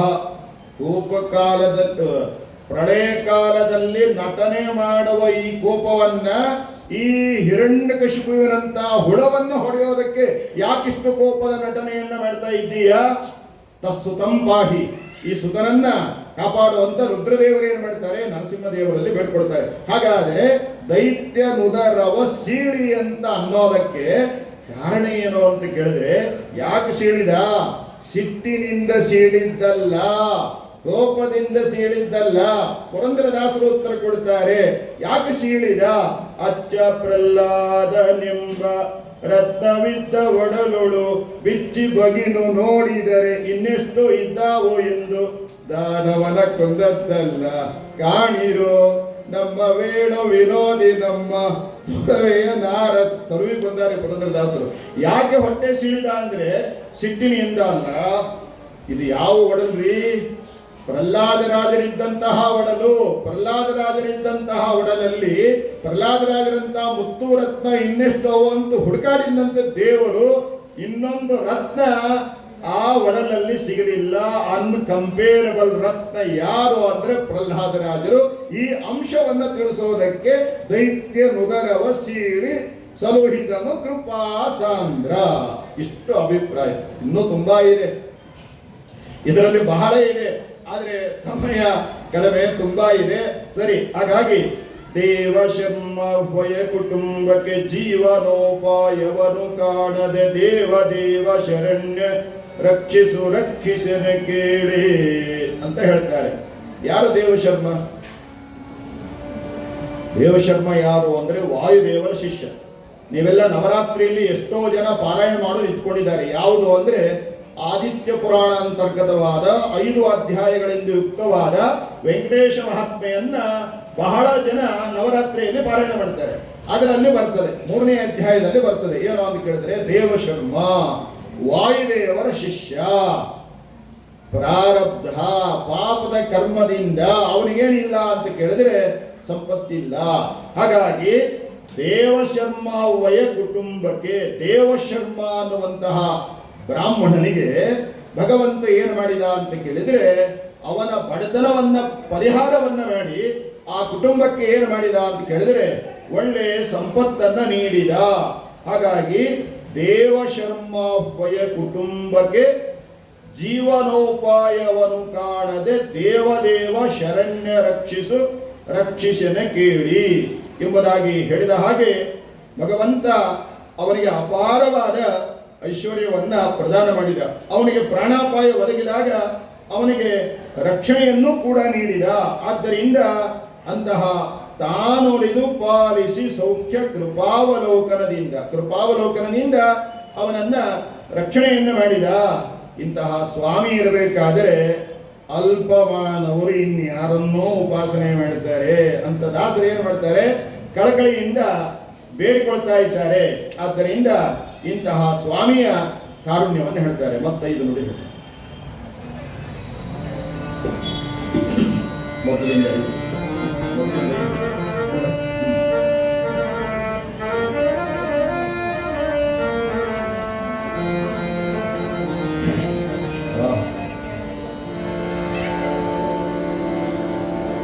ಶ್ರೀಲಕುಮಿ ವಲ್ಲಭಗ ಸಮ ಕರುಣಾಳುಗಳನ ಕಾಣನಲ್ಲಿ ಕುಚೇಲನವರಿಗೆ ಮೆಚ್ಚಿ ಕೊಟ್ಟನು ಸಕಲ ಸಂಪದವ.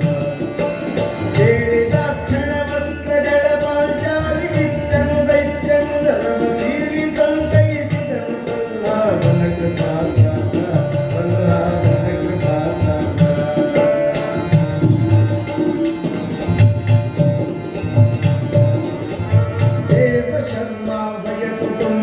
ಜೀವನೋಪಾಯವನ್ನು ಕಾಣದೆ ದೇವದೇವ ಶರಣ್ಯ ರಕ್ಷಿಸು ರಕ್ಷಿಸಲಿ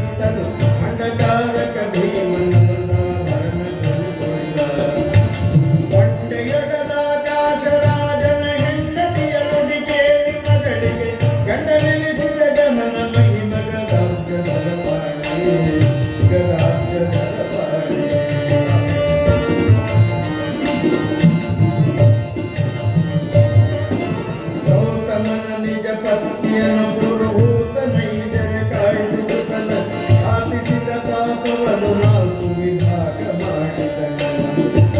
ಶಾತ ಕುಂಭಾತ್ಮಕ ಕಿರೀಟವ ಕೈತದಲ್ಲಿ ಕದ್ವೈದ ಇಂದ್ರ ರಾತ್ರಿ ಬಾಗಿಲ ಕಾಯ್ದ ಭಕ್ತೇನ ಸ್ವೀಕರಿಸಿ ಭಕ್ತೇನ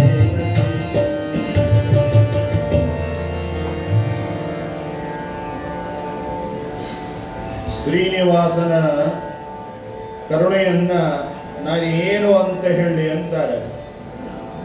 ಭೀಷ್ಮಾಚಾರ್ಯರು, ಕೃಪಾಚಾರ್ಯರು, ದ್ರೋಣಾಚಾರ್ಯರು ಇವರೇನು ಮಾಡಿದ ತಪ್ಪುಗಳಿದೆ, ಅಪಚಾರಗಳಿದೆ, ಅದೆಲ್ಲವನ್ನ ನೋಡದೆ ಅವರನ್ನ ಪಾಲಿಸಿದ.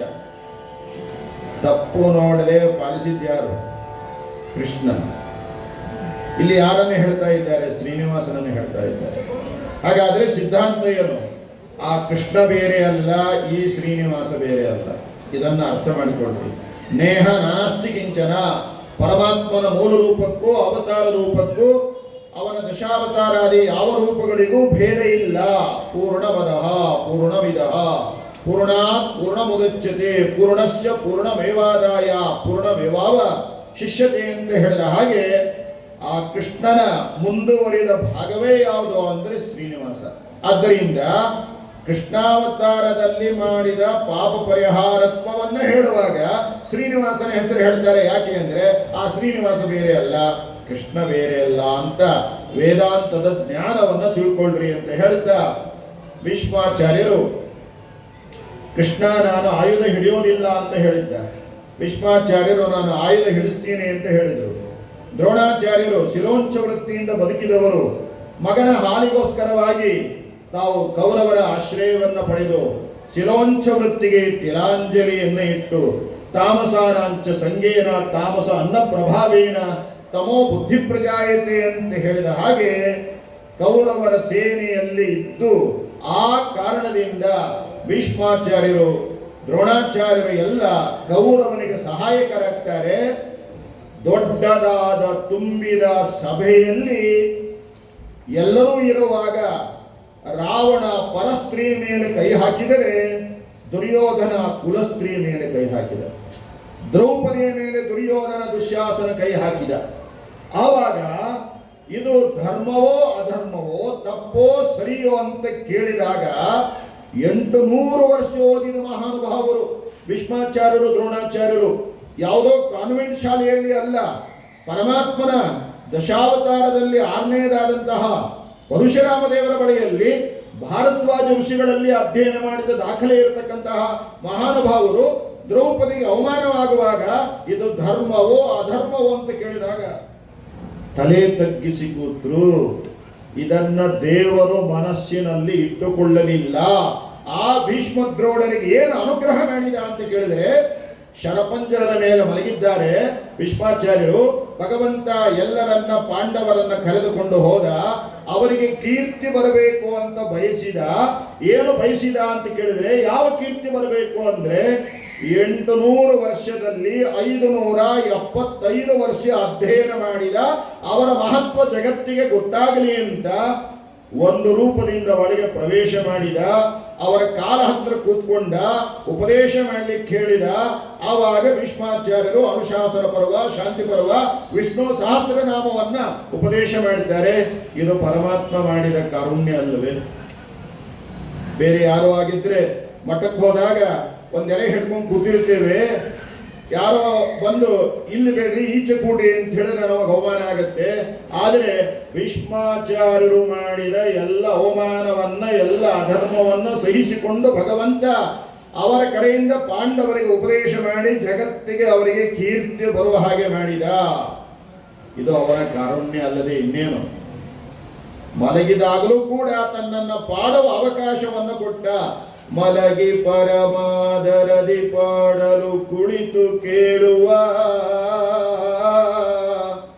ಕುಳಿತು ಪಾಡಲು ನಿಲ್ಲುವ, ನಿಂತರೆ ನಲಿವ, ನಲಿದರೆ ಒಲಿವೆನ ನಿಮಗೆಂಬ ಅಂತ ಮಾತಿಗೆ ಪಾತ್ರ. ಇದು ಭೀಷ್ಮಾಚಾರ್ಯರಾದ್ರೆ ದ್ರೋಣಾಚಾರ್ಯರು. ಯಾರವರು ದ್ರೋಣಾಚಾರ್ಯರು? ದ್ರೋಣಾಚಾರ್ಯರು ಯಾರು? ದೇವ ಗುರುಗಳಾದ ಬೃಹಸ್ಪತ್ಯಾಚಾರ್ಯರೇ ದ್ರೋಣಾಚಾರ್ಯರಾಗಿ ಅವತಾರ ಮಾಡಿದ್ದಾರೆ. ಆದರೆ ಅನಿವಾರ್ಯ ಕಾರಣದಿಂದ ಕೌರವರ ಸೇನೆಯಲ್ಲಿ ಇದ್ದದ್ರಿಂದ ಪುಣ್ಯ ಸಾಧನೆ ಮಾಡಿಕೊಳ್ಳಿಕ್ಕಾಗಲಿಲ್ಲ ಅನ್ನೋದಕ್ಕೋಸ್ಕರವಾಗಿ ಭಗವಂತ ಅವರಿಗೆ ಅವಕಾಶ ಕೊಟ್ಟ. ಆ ಬೃಹಸ್ಪತ್ಯಾಚಾರ್ಯರೇ ಇನ್ನೊಂದು ಅವತಾರ ತಳೆದರು. ಯಾರು ಗೊತ್ತಾ? ಆ ಬೃಹಸ್ಪತ್ಯಾಚಾರ್ಯರೇ ಇನ್ನೊಂದು ಅವತಾರ ತಳೆದು ಪರಮಾತ್ಮನಿಗೆ ಭಾರೀ ಅಂತರಂಗದ ಸೇವಕನಾಗಿ ಉದ್ಧವನಾಗಿ ಅವತಾರವನ್ನ ಮಾಡಿದ್ದಾರೆ. ಆ ಉದ್ಧವನಿಗೆ ಪರಮಾತ್ಮ ಗೀತೆಯನ್ನು ಉಪದೇಶ ಮಾಡುತ್ತಾನೆ. ಅದು ಉದ್ಧವ ಗೀತೆ ಅಂತ ಪ್ರಸಿದ್ಧವಾಗಿದೆ. ಇದು ಪರಮಾತ್ಮನ ಕಾರುಣ್ಯ. ಕುರುಸೇನೆಯಲ್ಲಿ ಇದ್ದರೂ ಕೂಡ ಅವರ ಭಕ್ತಿಯನ್ನ, ಅವರು ಮಾಡಿದ ಪುಣ್ಯ ಕಾರ್ಯವನ್ನ, ಅವರು ಮಾಡಿದ ಅಧ್ಯಯನವನ್ನ ಗಮನಿಸಿ ಪರಮಾತ್ಮ ಅವರನ್ನು ಏನು ಮಾಡಿದ ಅಂತ ಕೇಳಿದರೆ ಈ ತರಹ ಅವರಿಬ್ಬರಿಗೆ ಅನುಗ್ರಹವನ್ನ ಮಾಡಿದ. ಇದು ಪರಮಾತ್ಮನ ಕಾರುಣ್ಯ ಅಲ್ಲದೆ ಇನ್ನೇನು ಅಂತ ಕೇಳ್ತಾರೆ. ಅದಕ್ಕೇನೆ ಕರುಣಾ ಸಂಧಿಯಲ್ಲಿ ಒಂದು ಮಾತು ಹೇಳ್ತಾರೆ ಜಗನ್ನಾಥದಾಸರು. ಜನಪ ಮೆಚ್ಚಿದರೀವ, ಜನಪ ಮೆಚ್ಚಿದರೀವ, ಧನವಾಹನ ವಿಭೂಷಣ ತನು ಮನಗಳಿತ್ತಾದರಿ ಪರುಂಟೇನೋ ಲೋಕದಲ್ಲಿ.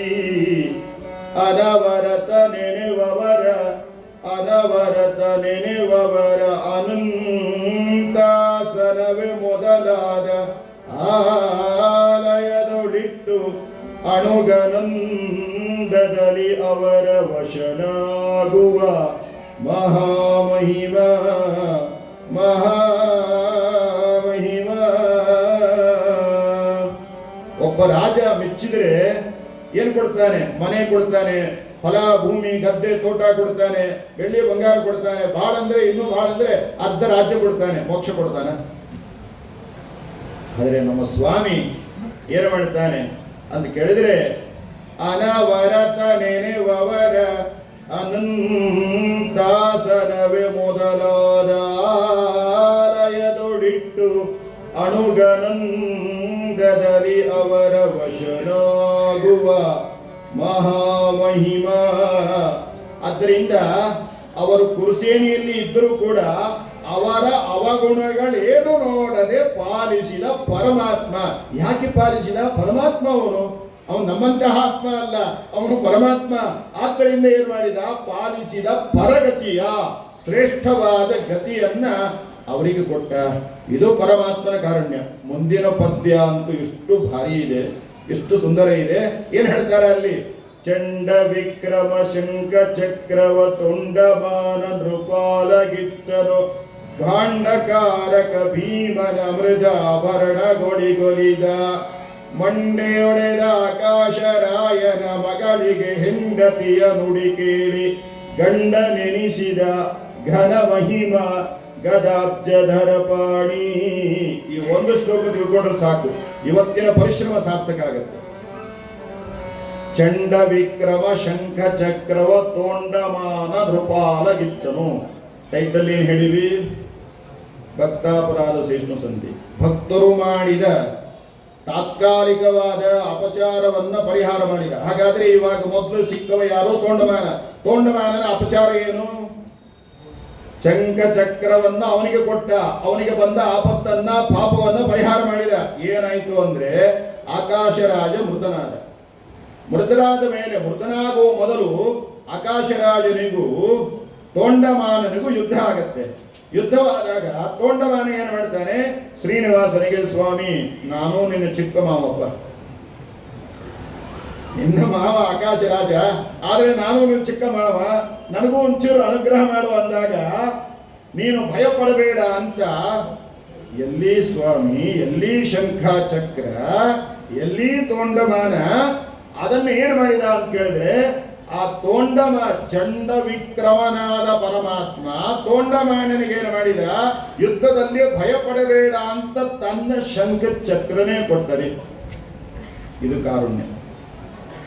ಶಂಖ ಚಕ್ರವನ್ನು ಕೊಟ್ಟು ಭಯ ಪಡಬೇಡ ಅಂತ ಅವನಿಗೆ ಮಾಡಿದ, ಅನುಗ್ರಹ ಮಾಡಿದ. ಆದರೆ ಅವನ ಅಪಚಾರ ಏನು? ಆಕಾಶರಾಜ ಮೃತನಾದ. ಮೃತವಾದ ಮೇಲೆ ತೋಂಡಮಾನ ಏನಾಗಿದ್ದ? ರಾಜನಾಗಿದ್ದ. ರಾಜನಾದಾಗ ಏನಾಯಿತು ಅಂದ್ರೆ, ರಾಜನಾಗಿ ಸುಮಾರು ವರ್ಷ ಆಗಿತ್ತು. ಆವಾಗ ಒಬ್ಬ ಬ್ರಾಹ್ಮಣ ಬಂದ, ಕೂರ್ಮ ಅಂತ ಹೆಸರು. ಕೂರ್ಮ ಅನ್ನೋ ಹೆಸರಿನ ಬ್ರಾಹ್ಮಣ ತೋಂಡಮಾನನ ಹತ್ತಿರ ಬಂದೇನು ಮಾಡಿದ? ಹೆಂಡತಿ ಮಕ್ಕಳ ಸಮೇತವಾಗಿ ಬಂದಿದ್ದ.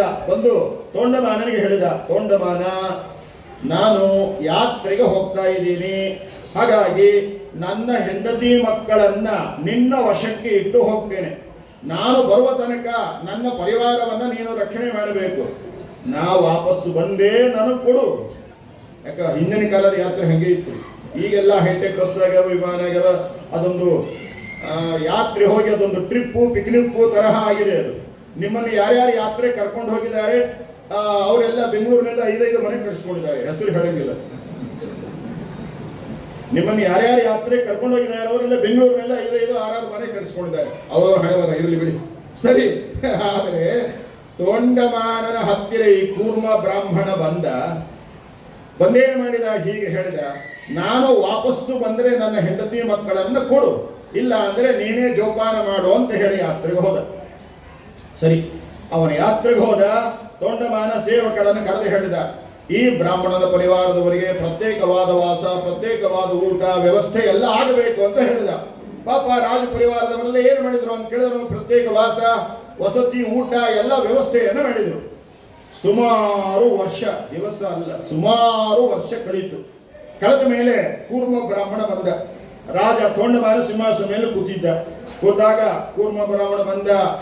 ರಾಜ, ನಾನು ಯಾರು ಗೊತ್ತಾಯ್ತಾ? ನಾ ವಾಪಸ್ ಬಂದೀನಿ, ಕೂರ್ಮ ಬ್ರಾಹ್ಮಣ ನಾನು.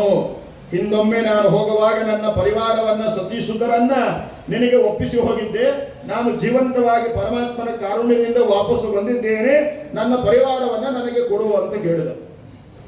ಪರಮೇಶ್ವರಾಜನಿಗೆ ಸೇವಕರನ್ನ ಹೇಳಿದ. ಸೇವಕರನ್ನು ಕರೆದು ಏನು ಮಾಡಿದ, ಅಡ್ಡಿಯಿಲ್ಲಪ್ಪ, ಆ ಸತೀಸುತರನ್ನ ಕರ್ಕೊಂಬರ್ರಿ ಅಂತ ಹೇಳಿದ. ಕರ್ಕೊಂಬರ್ರಿ ಅಂತ ಹೇಳಿದಾಗ ಸೇವಕರು ಏನು ಮಾಡಿದ್ರು, ಯಾವ ಕೋಣೆಯಲ್ಲಿ ಅವರನ್ನು ಕೂಡ ಹಾಕಿದ್ರು ಅವರಿಗೆ ರಕ್ಷಣೆ ಕೊಟ್ಟಿದ್ರು ಆ ಕೋಣೆಗೆ ಹೋದ್ರು. ಗಾಬರಿ ಆಯಿತು. ವಾಪಸ್ಸು ಸೇವಕರು ಬಂದ್ರು. ರಾಜನ ಕಿವಿಯಲ್ಲಿ ಹೇಳಿದ್ರು, ಇಲ್ಲ, ಅಪಚಾರ ಆಗಿದೆ. ಸ್ವಲ್ಪ ದಿವಸ ಅವರಿಗೆ ಅಚಾತುರ್ಯದಿಂದ ಅನ್ನಾಹಾರಗಳು ಇಲ್ಲದೆ ಆ ಬ್ರಾಹ್ಮಣನ ಪರಿವಾರ ಪೂರ್ತಿ ಮೃತವಾಗಿ ಹೋಗಿದೆ, ಅಸ್ಥಿಗಳು ಮಾತ್ರ ಉಳ್ಕೊಂಡಿದೆ ಅಂತ ರಾಜನ ಕಿವಿಯಲ್ಲಿ ಹೇಳಿದರು. ಅವಾಗ ರಾಜು ಬ್ರಾಹ್ಮಣಿಗೆ ಹೆಂಗೆ ಹೇಳುತ್ತಂದ್ರಿ, ಅದು ಉತ್ತರ ಕರ್ನಾಟಕ ಬ್ರಾಹ್ಮಣರು ಭಾರಿ ಸ್ಟ್ರಾಂಗ್ ಇರ್ತಾರೆ, ಪಂಚ ಕಟ್ಕೊಂಡು ಬೈಲಿಕ್ಕೆ ಶುರು ಮಾಡಿದ್ರು ಅಂದ್ರೆ ಆ ಅರ್ಜುನ್ ಬೈಲಿಕ್ಕೆ ಶುರು ಮಾಡಿದ್ರು ನೋಡ್ರಿ. ಬ್ರಾಹ್ಮಣನ ಮಗುವನ್ನ ರಕ್ಷಣೆ ಮಾಡಬೇಕು ಅನ್ನೋ ಸಂದರ್ಭದಲ್ಲಿ ಅರ್ಜುನ, ಕೃಷ್ಣ ಬಲರಾಮ ಯಾಕೆ ನಾನೇ ಮಾಡ್ತೀನಿ ಅಂತ ಹೇಳಿದ. ಆಗ್ಲಿಲ್ಲ. ಅವಾಗ ಆ ಬ್ರಾಹ್ಮಣ ಏನು ಮಾಡಿದ, ಪಂಜ ಕಟ್ಕೊಂಡು, ಏನು ಅರ್ಜುನ ಗಾಂಡೀವಿ ಕಿರೀಟಿ ಧನಂಜಯ ಅನ್ನೋ ದಶನಾಮಾಂಕಿತ ಅಂತ ಬೈಲಿಕ್ಕೆ ಶುರು ಮಾಡಿದ. ಹಾಗೆ ಪಾಪ ಏನಾಯ್ತು ಅಂತ ಕೇಳಿದ್ರೆ, ಈ ಬ್ರಾಹ್ಮಣನಿಗೆ ಹೇಳಿದ್ರೆ ನನ್ನ ಗತಿ ಏನು, ಬ್ರಹ್ಮಹತ್ಯಾ ದೋಷ ಬಂತು ನನಗೆ ಅಂತ ಏನು ಮಾಡಿದ ತೋಂಡಮಾನ. ಬ್ರಾಹ್ಮಣಿಗೆ ಇದನ್ನು ಹೇಳಿಲ್ರಿ, ಹಿಂಗಾಗಿದೆ ಅಂತ ಹೇಳಿಲ್ಲ. ಹೇಳಲಾರ್ದೆ ಏನು ಮಾಡಿದ, ಎದ್ದು ಬಂದ. ಬ್ರಾಹ್ಮಣ, ಒಂದು 5 ನಿಮಿಷ ಇರು, ವಾಪಸ್ ಬರ್ತೀನಿ, ಅದಕ್ಕೆ ಬಾಗಣ ತಗೊಂಡ್ಬರ್ತೀನಿ ಅಂತ ಹೇಳಿದ. ಒಂದು 5 ನಿಮಿಷ ಇರು, ವಾಪಸ್ ಬರ್ತೀನಿ ಅಂತ ಏನ್ ಮಾಡಿದ, ನೇರವಾಗಿ ಶ್ರೀನಿವಾಸನ ಹತ್ತಿರ ಬಂದ. ಶ್ರೀನಿವಾಸ, ಸ್ವಾಮಿ, ಹೀಗಾಗಿದೆ, ನನಗೆ ಬ್ರಹ್ಮಹತ್ಯಾ ದೋಷ ಬಂದಿದೆ, ಹಾಗಾಗಿ ಈ ಬ್ರಹ್ಮಹತ್ಯಾ ದೋಷವನ್ನು ಪರಿಹಾರ ಮಾಡು. ಆ ಬ್ರಾಹ್ಮಣನ ಸತೀಸುತರಿಗೆ ಜೀವದಾನವನ್ನು ಮಾಡುವಂತ ಪ್ರಾರ್ಥನೆ ಮಾಡಿದ ತೋಂಡಮಾನ. ಅವಾಗ ಶ್ರೀನಿವಾಸ ಏನು ಮಾಡಿದ ಅಂತ ಕೇಳಿದ್ರೆ, ಆ ಬ್ರಾಹ್ಮಣನ ಸತೀಸುತರ ಅಸ್ಥಿಗಳನ್ನು ತಗೊಂಡು ಬಾ, ಒಂದು ತೀರ್ಥದಲ್ಲಿ ಎದ್ದು ಅಂತ ಹೇಳಿದ. ಎದ್ದಿದಾಗ ಅವರೆಲ್ಲ ಪುನಃ ಬದುಕ್ತಾರೆ. ಆ ತೀರ್ಥವನ್ನು ಇವತ್ತಿಗೂ ಕೂಡ ತಿರುಪತಿಯಲ್ಲಿ ಅಸ್ಥಿ ತೀರ್ಥ ಅಂತ ಹೇಳ್ತಾರೆ. ಇದು ಪರಮಾತ್ಮ ಮಾಡಿದ ಕಾರುಣ್ಯ. ಆಮೇಲೆ ಆ ಸತೀಸುತರು ಬದುಕ್ತಾರೆ. ಅವರನ್ನ ಆ ರಾಜ ತೋಂಡಮಾನ ಏನು ಮಾಡಿದ ಅಂದ್ರೆ ಕೂರ್ಮ ಬ್ರಾಹ್ಮಣನಿಗೆ ಒಪ್ಪಿಸಿದ. ಆದ್ದರಿಂದ ಚಂಡ ವಿಕ್ರಮ ಶಂಕ ಚಕ್ರವ ತೋಂಡಮಾನ ನೃಪಾಲಗಿತ್ತನು, ಅಲ್ಲಿ ವಿವರಣೆ ಆಯ್ತು. ಸರಿನಾ? ವಿವರಣೆ ಗೊತ್ತಾಯ್ತಾ? ಎಷ್ಟು ಅರ್ಥ ಇದೆ ನೋಡ್ರಿ ಜಗನ್ನಾಥದಾಸರ ಮಾತಿನಲ್ಲಿ. ಆಮೇಲೆ ಏನು, ಚಂಡ ವಿಕ್ರಮ ಶಂಕ ಚಕ್ರವ ತೋಂಡಮಾನ ನೃಪಾಲಗಿತ್ತನು, ಭಾಂಡಕಾರಕ ಭೀಮನ ಮೃದಾಭರಣಗಳಿಗೊಲಿದ ಅಂತ ಹೇಳ್ತಾರೆ. ಅಂದ್ರೆ ಯಾರು, ಒಬ್ಬ ಭೀಮ ಅಂತ ಹೆಸರು. ಅವನು ಯಾರು, ಕುಂಬಾರ ಭೀಮ ಅವನು. ಅದು ಬ್ರಹ್ಮಾಂಡ ಪುರಾಣದಲ್ಲಿರೋ ವಿಷಯ. ಆ ಕುಂಬಾರ ಭೀಮ ಬಡವ. ಹಾಗಾಗಿ ಏನ್ ಮಾಡ್ತಾ ಇದ್ದ, ಆ ಮಣ್ಣಿನಿಂದ ಮಡಕೆ ಕುಡಿಕೆ ಮಾಡುವ ಹಾಗೆ ಮಣ್ಣಿನಿಂದ ತುಳಸಿ ದಳ ಮಾಡ್ತಾ ಇದ್ದ. ಆ ಮಣ್ಣಿನಿಂದ ತುಳಸಿ ದಳವನ್ನು ಮಾಡಿ ಶ್ರೀನಿವಾಸ ದೇವರಿಗೆ ಸಮರ್ಪಣೆಯನ್ನು ಮಾಡ್ತಾ ಇದ್ದ. ಯಾರು? ಭಾಂಡಕಾರಕ ಭೀಮ. ಭಾಂಡಕಾರಕ ಅಂದ್ರೇನು? ಮಣ್ಣಿನಿಂದ ಮಡಕೆ ಕುಡಿಕೆಯನ್ನ ಮಾಡುವಂತಹ ಭೀಮ, ಕುಂಬಾರ ಭೀಮ ವಾಯುದೇವರ ಭಕ್ತ. ಪ್ರಾರಬ್ಧದಿಂದ ಅವನಿಗೆ ಈ ಕುಂಬಾರತ್ವ ಬಂದಿದೆ. ಹಾಗಾಗಿ ಅವನು ಮಾಡಿದ ಮಣ್ಣಿನ ತುಳಸಿ ದಳವನ್ನ ಸ್ವೀಕಾರ ಮಾಡಿ ಏನು ಮಾಡಿದ? ಅವನಿಗೆ ಅನುಗ್ರಹವನ್ನು ಮಾಡಿದ. ಹಾಗಾಗಿ ಅಲ್ಲೇನು ಶಬ್ದ ಇದೆ? ಭಾಂಡಕಾರಕ ಭೀಮನ ಮೃದಾಭರಣಗೊಳಿಗೊಲಿದ. ಮೃದ ಅಂದ್ರೆ ಮಣ್ಣು, ಮಣ್ಣಿನ ಆಭರಣ. ಮಣ್ಣಿನ ಆಭರಣ ಅಂದ್ರೆ ಯಾವುದು? ಮಣ್ಣಿನಿಂದ ತುಳಸಿ ದಳ ಮಾಡಿದ್ದವರು. ಮಣ್ಣಿನಿಂದ ಗಣಪತಿ ಎಲ್ಲ ಮಾಡ್ತಾರಲ್ಲ, ಹಾಗೆ ಮಣ್ಣಿನಿಂದ ತುಳಸಿ ದಳ ಮಾಡಿ ಸಮರ್ಪಣೆ ಮಾಡಿದ್ದ. ಹಾಗಾಗಿ ಭಾಂಡಕಾರಕ ಭೀಮನ ಮೃದಾಭರಣಗೊಳಿಗೊಲಿದ್ದ ಅಂತ ಹೇಳ್ತಾರೆ. ಮುಂದಿನ ಸಾಲೇನು? ಮುಂದಿನ ಸಾಲಿ ಏನಿದೆ? ಮಂಡೆಯೊಡೆದ ಆಕಾಶರಾಯನ ಮಗಳಿಗೆ ಹೆಂಡತಿಯ ನುಡಿ ಕೇಳಿ ಘನ ಮಹಿಮಾ ಗಂಡ ನೆನೆಸಿದ ಗದಾಬ್ಜಧರ ಪಾಣಿ ಅಂತ ಹೇಳ್ತಾರೆ. ಮಂಡೆ ಹಿಡಿದವನು ಯಾರ್ರಿ? ಮಂಡೆ ಹಿಡಿದವನು ಚೋಳರಾಜ, ಆಕಾಶ ರಾಜ ಅಲ್ಲ. ಅನ್ವಯ ಹೇಗೆ ಮಾಡ್ಕೊಳ್ಬೇಕು? ಮಂಡೆಯೊಡೆದ ಅಂದ್ರೆ ಅಸುರ ಜನ ಮೋಹನಕ್ಕೋಸ್ಕರವಾಗಿ ಶ್ರೀನಿವಾಸನ ಹಣೆಗೆ ಏಟು ಮಾಡಿದ ಅಂತ ಅರ್ಥ. ಹಾಗಾಗಿ ಮಂಡೆಯೊಡೆದ ಆಕಾಶರಾಯನ ಮಗಳಿಗೆ ಅಂದ್ರೆ ಮಂಡೆಯೊಡೆದಂತಹ ಆಕಾಶರಾಯನ ಮಗಳು ಅಂದ್ರೆ ಪದ್ಮಾವತಿ. ಅವಳಿಗೆ ಏನ್ ಮಾಡಿದ? ಹೆಂಡತಿಯ ನುಡಿ ಕೇಳಿದ. ಯಾವ ಹೆಂಡತಿ ನುಡಿ ಕೇಳಿ? ರಾಮಾವತಾರದಲ್ಲಿ ಸೀತೆಯನ್ನ ಅಗ್ನಿ ಪರೀಕ್ಷೆಗೆ ಒಳಪಡಿಸುವ ಪ್ರಸಂಗ ಬಂದಾಗ ಅಗ್ನಿ ವೇದಿಕೆಗೆ ಸೀತೆಯನ್ನ ಹಾಕಿದಾಗ ಅಗ್ನಿ ವೇದಿಕೆಯಿಂದ ಇಬ್ಬರು ಸೀತೆಯರು ಬಂದರು. ಸರ್ವಜ್ಞನಾಗಿದ್ದರೂ ಕೂಡ ರಾಮದೇವರು ಕೇಳ್ತಾರೆ, ನಿನ್ನಂತೆ ಇರತಕ್ಕಂಥ ಇವಳು ಯಾರು ಅಂತ ಕೇಳ್ತಾರೆ. ಸರ್ವಜ್ಞ ಎಲ್ಲ ಗೊತ್ತಿದೆ. ಆವಾಗ ಸೀತೆ ಹೇಳ್ತಾಳೆ, ನಾನು ಪಡಬೇಕಾದ ಕಷ್ಟವನ್ನ ಅಶೋಕವನದಲ್ಲಿ ಇವಳು ಪಡೆದಿದ್ದಾಳೆ. ಹಾಗಾಗಿ ಇವಳನ್ನ ಸ್ವೀಕಾರ ಮಾಡುವಂತೆ. ಯಾರವಳು? ವೇದವತಿ. ಆ ವೇದವತಿ ಯಾರು? ಕುಶಧ್ವಜ ಮಹಾರಾಜ. ಆ ಕುಶಧ್ವಜ ಮಹಾರಾಜ ಯಾರು? ಜನಕ ಮಹಾರಾಜನ ತಮ್ಮ. ಆ ಕುಶಧ್ವಜ ವೇದ ಪಾರಾಯಣವನ್ನು ಮಾಡುವಾಗ ಅವನ ಮುಖದಿಂದ ಹೊರಹೊಮ್ಮಿದವಳು. ಆದ್ದರಿಂದ ಅವಳು ವೇದವತಿ. ಅಂತಹ ವೇದವತಿ ಇವಾಗ ಏನ್ ಮಾಡಿದ್ದಾಳೆ? ಕಷ್ಟಪಟ್ಟಿದ್ದಾಳೆ. ಹಾಗಾಗಿ ಅವಳನ್ನ ಸ್ವೀಕಾರ ಮಾಡುವಂತ ಸೀತಾದೇವಿ ಕೇಳಿದಾಗ ರಾಮದೇವರು ಹೇಳ್ತಾರೆ, ಇವಾಗ ನಾನು ಏಕಪತ್ನಿ ವೃತಸ್ಥ, ಇವಾಗ ಇವಳನ್ನು ಸ್ವೀಕಾರ ಮಾಡಲ್ಲ, ಕಾಲಾಂತರದಲ್ಲಿ ಸ್ವೀಕಾರ ಮಾಡ್ತೇನೆ ಅಂತ ಮಾತು ಕೊಟ್ಟಿದ್ದ. ಹಾಗಾಗಿ ಅವಳೇ ಇವಾಗ ಆ ವೇದವತಿ ಆಕಾಶರಾಜನ ಮಗಳಾಗಿ ಪದ್ಮಾವತಿಯಾಗಿ ಅವತಾರ ಮಾಡಿದ್ದಾಳೆ. ಹಾಗಾಗಿ ಹೆಂಡತಿಯ ನುಡಿ ಕೇಳಿ ಅಂದ್ರೆ ರಾಮಾವತಾರದ ಹೆಂಡತಿಯಾದ ಸೀತೆಯ ನುಡಿ ಕೇಳಿ ಗಂಡ ನೆನೆಸಿದ ಯಾರಿಗೆ? ಪದ್ಮಾವತಿಗೆ ಗಂಡ ನೆನೆಸಿದ ಘನ ಮಹಿಮ ಗದಾಬ್ಜಧರ ಪಾಣಿ. ಚಂಡ ವಿಕ್ರಮ ಶಂಖ ಚಕ್ರವ ತೊಂಡಮಾನ ನೃಪಾಲಗಿತ್ತನು ಭಾಂಡಕಾರಕ ಭೀಮನ ಮೃದಾಭರಣಗೊಳಿಗೊಲಿದ. ಮಂಡೆಯೊಳೆದ ಆಕಾಶರಾಯನ ಮಗಳಿಗೆ ಹೆಂಡತಿಯ ನುಡಿ ಕೇಳಿ ಗಂಡ ನೆನೆಸಿದ ಘನ ಮಹಿಮಾ ಗದಾಬ್ಜಧರ ಪಾಣಿ. ಬಹಳ ಅದ್ಭುತ ಇದೀರಿ. ಒಂದು ಜನ್ಮ ಸಾಕಾಗಲ್ಲ. ಎಷ್ಟು ಜನ್ಮ ಎತ್ತಿ ಬಂದರೂ ಕೂಡ ಹರಿದಾಸರ ಮಾತನ್ನ ಅರ್ಥ ಮಾಡಿಕೊಳ್ಳಿಕ್ಕಾಗಲ್ಲ. ಪುರಂದರದಾಸರು ಹೇಳ್ತಾರೆ, ಕಾಗದ ಬಂದಿದೆ ನಮ್ಮ ಕಮಲನವನದು, ಈ ಕಾಗದವನ್ನು ಓದಿಕೊಂಡು ಕಾಲ ಕಳೆಯಿರೋ, ಹೆಣ್ಣಿನಾಸೆ ಬಿಡಿರೆಂಬೋ ಕಾಗದ ಬಂದಿದೆ, ಮಣ್ಣಿನಾಸೆ ಬಿಡಿರೆಂಬೋ ಕಾಗದ ಬಂದಿದೆ, ಕಾಗದ ಬಂದಿದೆ ನಮ್ಮ ಕಮಲನಭನದು, ಈ ಕಾಗದವನ್ನು ಓದಿಕೊಂಡು ಕಾಲ ಕಳೆಯಿರೋ. ಯಾರ್ಯಾರೋ ಬರೆದದ್ದಲ್ಲ, ಯಾರ ಕಡೆಯಿಂದ ಬರೆಸಿಲ್ಲ. ಪದುಮನಭನು ತಾನೇ ಬರೆದ ಕಾಗದ ಬಂದಿದೆ, ಕಾಗದ ಬಂದಿದೆ ನಮ್ಮ ಕಮಲನಭನದು, ಈ ಕಾಗದವನ್ನು ಓದಿಕೊಂಡು ಕಾಲ ಕಳೆಯಿರೋ. ಆಚಾರ, ಹೆಣ್ಣಿನಾಸೆ ಬಿಡಿರೆಂಬೋ ಕಾಗದ ಬಂದಿದೆ. ಇದನ್ನು ಪುರಂದರದಾಸರ ಕೇಳ್ಬೇಕು, ನಮ್ಗೆ ಗೊತ್ತಿಲ್ಲ ಏನ್ ಅರ್ಥ ಇದಕ್ಕೆ. ಹೆಣ್ಣಿನಾಸೆ ಬಿಡಿರೆಂಬೋ ಕಾಗದ ಬಂದಿದೆ ಅಂದ್ರೆ ಏನ್ ಹೇಳಾರಲ್ಲಿ? ಪದುಮನ ಭನೆ ತಾನೇ ಬರೆದ ಕಾಗದ ಬಂದಿದೆ ಅಂತ ಹೇಳ್ಯಾರ. ಇದು ಯಾರ್ಯಾರು ಬರೆದದ್ದಲ್ಲ, ಅವನೇ ಬರೆದದ್ದು. ಆದ್ದರಿಂದ ಹೆಣ್ಣಿನಾಸೆ ಬಿಡಿರೆಂಬೋ ಅಂದ್ರೆ ಹೆಣ್ಣಿನ ಆಸೆಯಿಂದ ಮಣ್ಣಾದ ರಾವಣನ ಗತಿ ಏನಾಯ್ತು. ಹಾಗಾಗಿ ರಾಮಾಯಣ ಓದು, ಪಾರಾಯಣ ಮಾಡುವಂತ ಅರ್ಥ.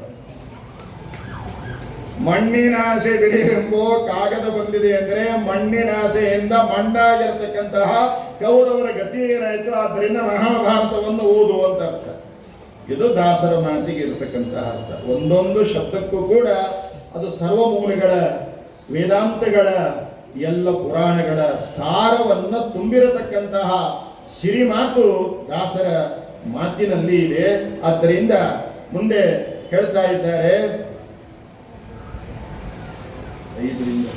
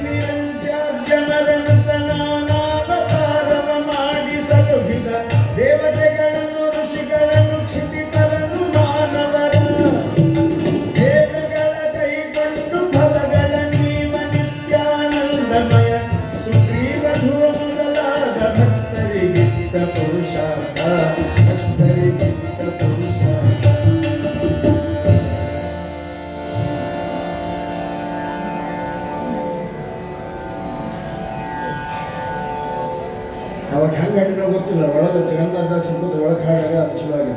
ಈ ಮಂತ್ರಗಳನ್ನ ಹಾಳೆ ನನಗೆ ಹಾಡೋಕ್ಕಲ್ಲ ಸ್ವಲ್ಪ ತೊಂದರೆ ಆಗುತ್ತೆ.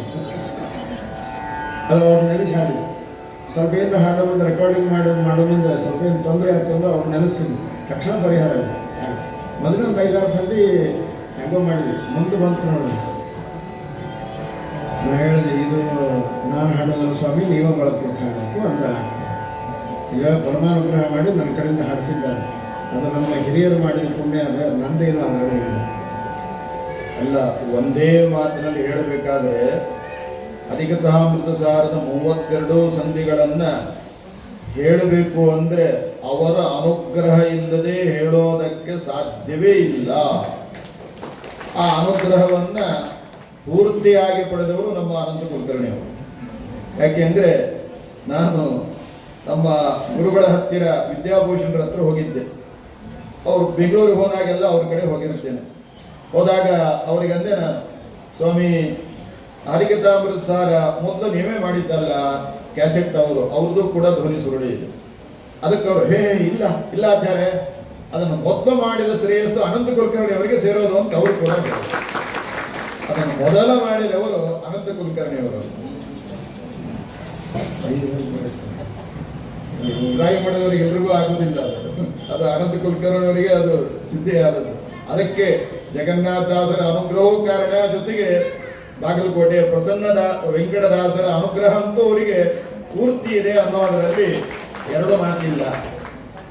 ಕೆಲವು ಹಾಡು ಯಾಕೆ ಅವರ ಹಾಡು ಅಂದ್ರೆ ಜನ ಮುಗಿ ಬೀಳುತ್ತಾರೆ. ಆ ಹಾಡುಗಳನ್ನು ಅವ್ರ ಬಾಯಿಂದಲೇ ಕೇಳಬೇಕು. ಇದು ಮುಂದಾಗ ಹಾಡು ಹೇಳ್ತಾರೋ. ಗೌತಮನ ನಿಜ ಪತ್ನಿಯನ್ನು ಪುರುಹೂತ ನೈದಿರೆ. ಪುರುಹೂತ ಅಂದ್ರೆ ಯಾರು? ಇಂದ್ರ. ಪುರುಹೂತ ಅನ್ನೋ ಶಬ್ದಕ್ಕೆ ಇಂದ್ರ ಅಂತ ಅರ್ಥ. ಯಾಕೆ ಪುರುಹೂತ ಅಂತ ಹೆಸರು ಅವನಿಗೆ? 10 ಹೆಸರು ಅಲ್ಲ. ಯಾಕೆ ಅವನಿಗೆ ಪುರುಹೂತ ಅಂತ ಕೇಳಿದ್ರೆ, ಪುರು ಅಂದ್ರೆ ಬಹಳಷ್ಟು, ಹೂತ ಅಂದ್ರೆ ಯಜ್ಞವನ್ನ ಮಾಡ್ತಾನೆ. ಇಂದ್ರ ಪದವಿ ಬರಬೇಕಾದ್ರೆ 100 ಯಜ್ಞಗಳನ್ನ 100 ಅಶ್ವಮೇಧ ಯಾಗಗಳನ್ನ ಮಾಡಿದವ ಇಂದ್ರ ಪದವಿಗೆ ಬರಬೇಕು. ಹಾಗಾಗಿ ಆ ಶಬ್ದವನ್ನ, ಆ ಮಹಿಮೆಯನ್ನು ತಿಳಿಸೋದಕ್ಕೆ ಪುರುಹೂತ ಅನ್ನೋ ಶಬ್ದ ಬಳಸಿದ್ರು. ಯಾಕೆ ಯಾವ ಶಬ್ದ ಬಳಸಿದ್ರು ಅನ್ನೋದಕ್ಕೂ ಮಹತ್ವ ಇದೆ. ಮುಂದೆ ಹೇಳ್ತಾರೆ, ಮೊದಲೇ ಸಂಧಿಯಲ್ಲೂ ಹೇಳಿದ್ದಾರೆ, ಈ ಸಂಧಿಯಲ್ಲೂ ಹೇಳಿದ್ದಾರೆ. ಇಂದ್ರನಿಗೆ ಒಂದು ಶಬ್ದ ಕರೆದಿದ್ದಾರೆ, ಪಾಕಶಾಸನ ಅಂತ ಕರೆದಿದ್ದಾರೆ. ಪಾಕಶಾಸನ ಮುಖ್ಯ ದಿವೌಕಸರು ಅಂತ ಅಲ್ಲಿ ಕರೆದಿದ್ದಾರೆ. ಸರಿನಾ? ಪಾಕಶಾಸನ ಅಂದ್ರೆ ಏನು ಪಡ್ಕೊಂಡ್ರು ಅರ್ಥ ಆಗುದಿಲ್ಲ. ಪಾಕ ಅಂತ ಒಬ್ಬ ದೈತ್ಯ, ಆ ಪಾಕ ಎನ್ನುವ ದೈತ್ಯನನ್ನ ಸಂಹಾರ ಮಾಡಿದವ ಅನ್ನೋ ಕಾರಣಕ್ಕೋಸ್ಕರವಾಗಿ ಇಂದ್ರದೇವರಿಗೆ ಪಾಕಶಾಸನ ಅಂತ ಅರ್ಥ.